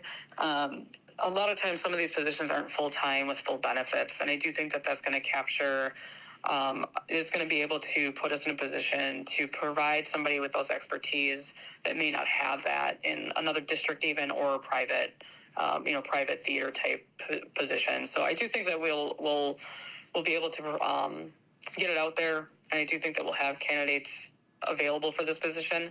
It's just a matter of finding the right fit for our needs, and then also for our district and our community in the long run. And then one last thing for me is I hope that that aspect of our kids being able to be involved, because I think what you were able to explain to us is invaluable. And I've had the great pleasure of spending almost the last 4 months on the road watching performances, and I had absolutely no idea all of the career opportunities that are involved with the light and the sound, and just how important they are to the end product for a performer. And I've been able to, in the last 4 months, be in some great venues, both here and in Europe. And it is amazing to me the amount of people that it takes to put on a show like that. But particularly, the sound is one of the most important things, and the lighting. So I hope that our kids continue to get that opportunity to learn about the career opportunities for them within that, and that whoever this person is, that we don't lose that piece of allowing students to learn and to be a part of what is going on. And obviously we don't want kids to have to do it to the level that you did, but to continue to expose them and that they understand the amount of career opportunities that are available, because there's a lot there's a lot in that field that kids could go into. Absolutely, agree. And Mel, one final question for me. This is to start the 23-24 school year, correct? Correct. We would post this if the board approves it tonight. We would post it actually right away and start to get somebody hopefully for the second semester. Thanks. Any more questions? Yeah, I've got just a couple quick questions, which don't necessarily need to have answers right at this moment, but if we could follow up with the information later. Number one is just, do we know how much revenue the PAC is currently generating annually? We can look into that. It's not a lot, I'll tell you that. That's Brian, right? Yep, I'd like to have a baseline. It's not a lot right now because we don't have a lot of outside facilities or a lot of outside rentals at this time. Yep, and then the second question probably kind of ties into that, is just how many non-district events currently do we host at the PAC? I do have that data, so I will supply that to the board after this meeting. I'll send that over to you guys tomorrow. And we do have the data that says how many hours and how many events actually go into outside and inside groups. That would be great, thank you. Any more? Because I've been waiting to do this for a long time. I would like to move to approve the addition of a Performing Arts Center manager position as presented. I'll second.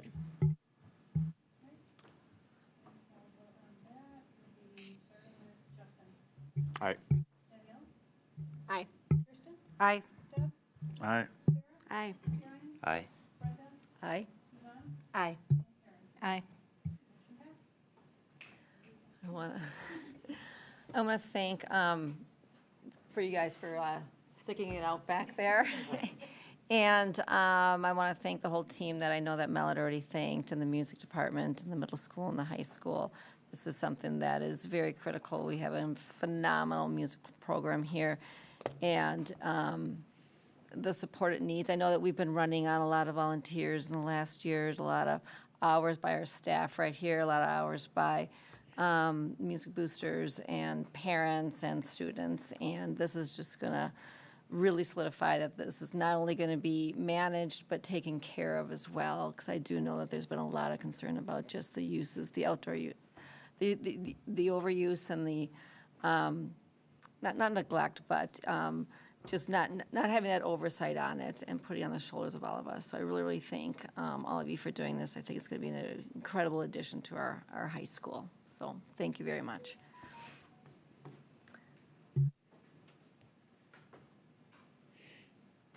Then on to operations items, which is action and accept the grant funding and grant terms for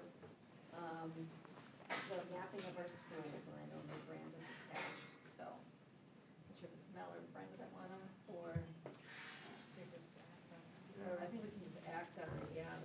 Let's go for it. Second, Sharon. I'll make a motion to accept the grant funding and grant terms, conditions from the Wisconsin Department of Justice for the digital mapping of school buildings as presented. Second.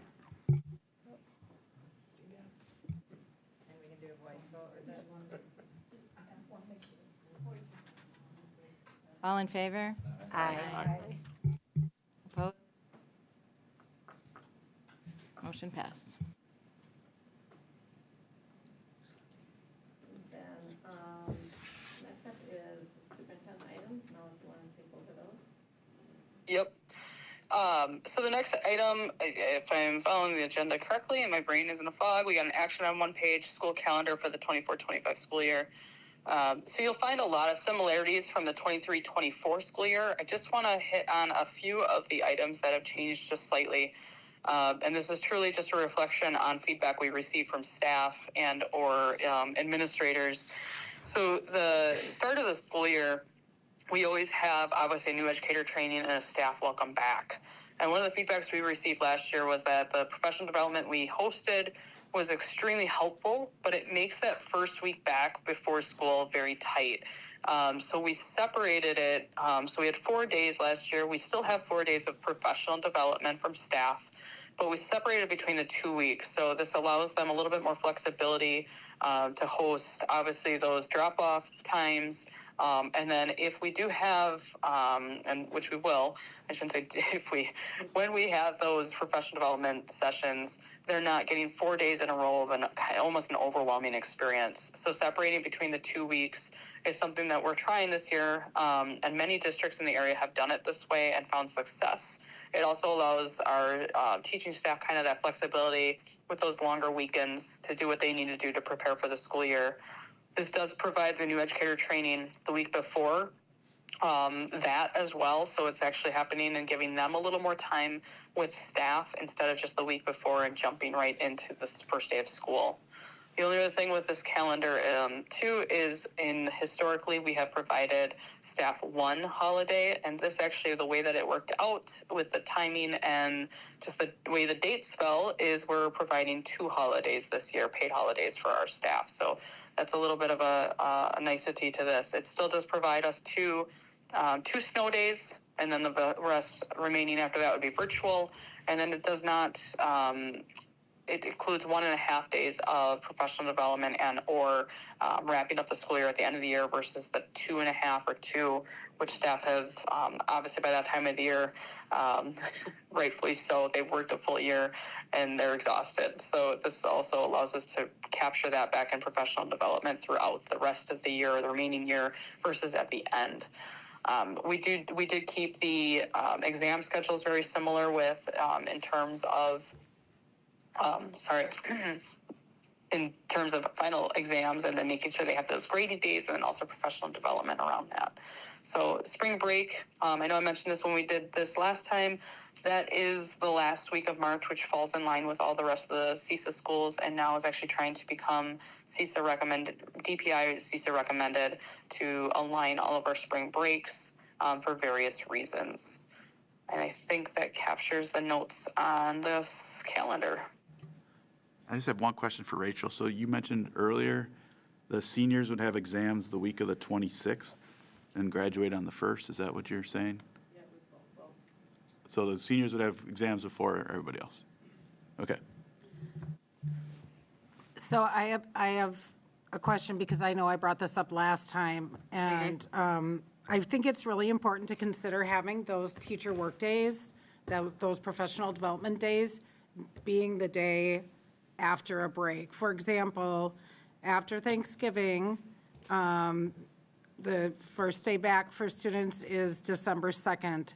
Is there a reason December 9th professional development cannot be on December 2nd? So we took a look at that and we talked to administrators, and unfortunately what we have found historically with professional development days, and we're not quite there yet, is we do have a good amount of staff that also take off those days. And we're trying to get away from that as far as an extended weekend and or those are really critical days for our district to grow. And then also taking families into consideration. I did ask other superintendents about this And they did say they frown upon it only because people who obviously are in the workforce in your community, and that we have a majority, we just live in an area with demographics that support, obviously, the workforce having a day off of, and having them to find care for the day after a break is really difficult on families. So we took families into consideration along with our staff and what our trends have been with staff and they're calling in sick or a sick day or their personal day. So we're hoping that we can capture more staff to actually come and be part of professional development on the 9th versus the 2nd, but also taking family into consideration. So I would like you to reconsider that. I think that if you offer it at least one time, it's kind of disappointing to hear that people call in sick for professional development days. Maybe that would change if they didn't have that first day back with students. I'm telling you, as someone who experiences it, it makes an incredible difference on what vacation can be, because otherwise you're literally working on days off. Also, in January, I see that there are 2 Mondays in a row, one being Martin Luther King Jr. Day, and then the next being the 27th. Is there a reason it cannot be like January 6th instead of the 27th? And the reason I'm asking again is because at the end of this particular winter break, that would be awkward to have, and I've requested from West Bend what they're planning, but I haven't gotten a response. That first day back is a Thursday, and so it would be awkward to have just a one-day school week, but it also is awkward to have just a 2-day school week. I would just like to, I would like you to strongly reconsider that. I think that it feels like I understand all of the things that you're saying, but it works extremely well in West Bend, and West Bend couldn't possibly be the only other district that does it. I've never seen my colleagues not at that day, and I've never heard a parent complain about it, and it is something we've done for like 3 years.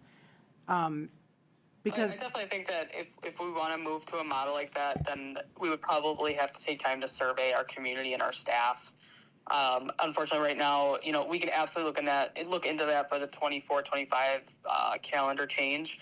I think the 20th, 27th is following in regime with what last year the question was raised, obviously, because the reason for the 20th, 27th is grading. One of those is actually specifically for our finals, so that they have time to grade and not have to lesson plan with grading.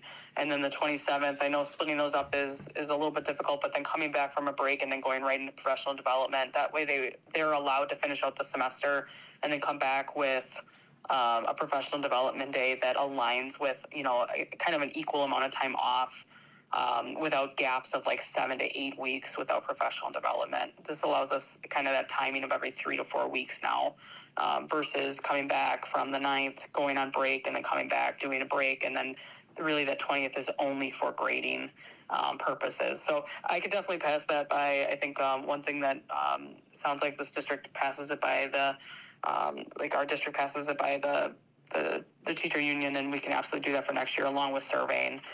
This year that wasn't part of our surveying request that went out, as we have a lot of surveys going out right now. So we can absolutely look into that for the following year. I can make that recommendation as we transition to the new leadership team.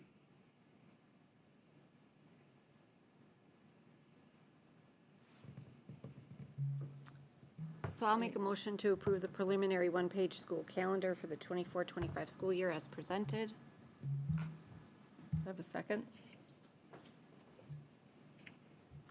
I'll second. Me, Danielle. Yep. So Sarah, then Danielle. All in favor? Aye. Aye. All opposed? Aye.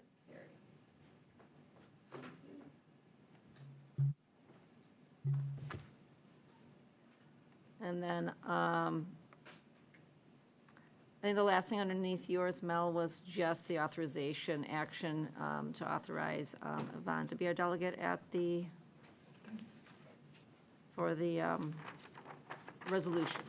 I'll make a motion to give Yvonne Klatz, as the board member WSB delegate, the authority to vote on the 2024 proposed delegate assembly resolutions on behalf of our board. Second. All in favor? Aye. All opposed? Ayes. Thank you, Yvonne, for representing us. Yes. Yes. We have one committee report. We had a Human Resources Committee meeting on December 4th at 5:45. We were present. Mel presented a draft revised pay scale for administrative assistants. After review discussion, it was noted that the pay scale will go back to the HR subcommittee for final review, followed by report and action by the board, which we took tonight, and we adjourned.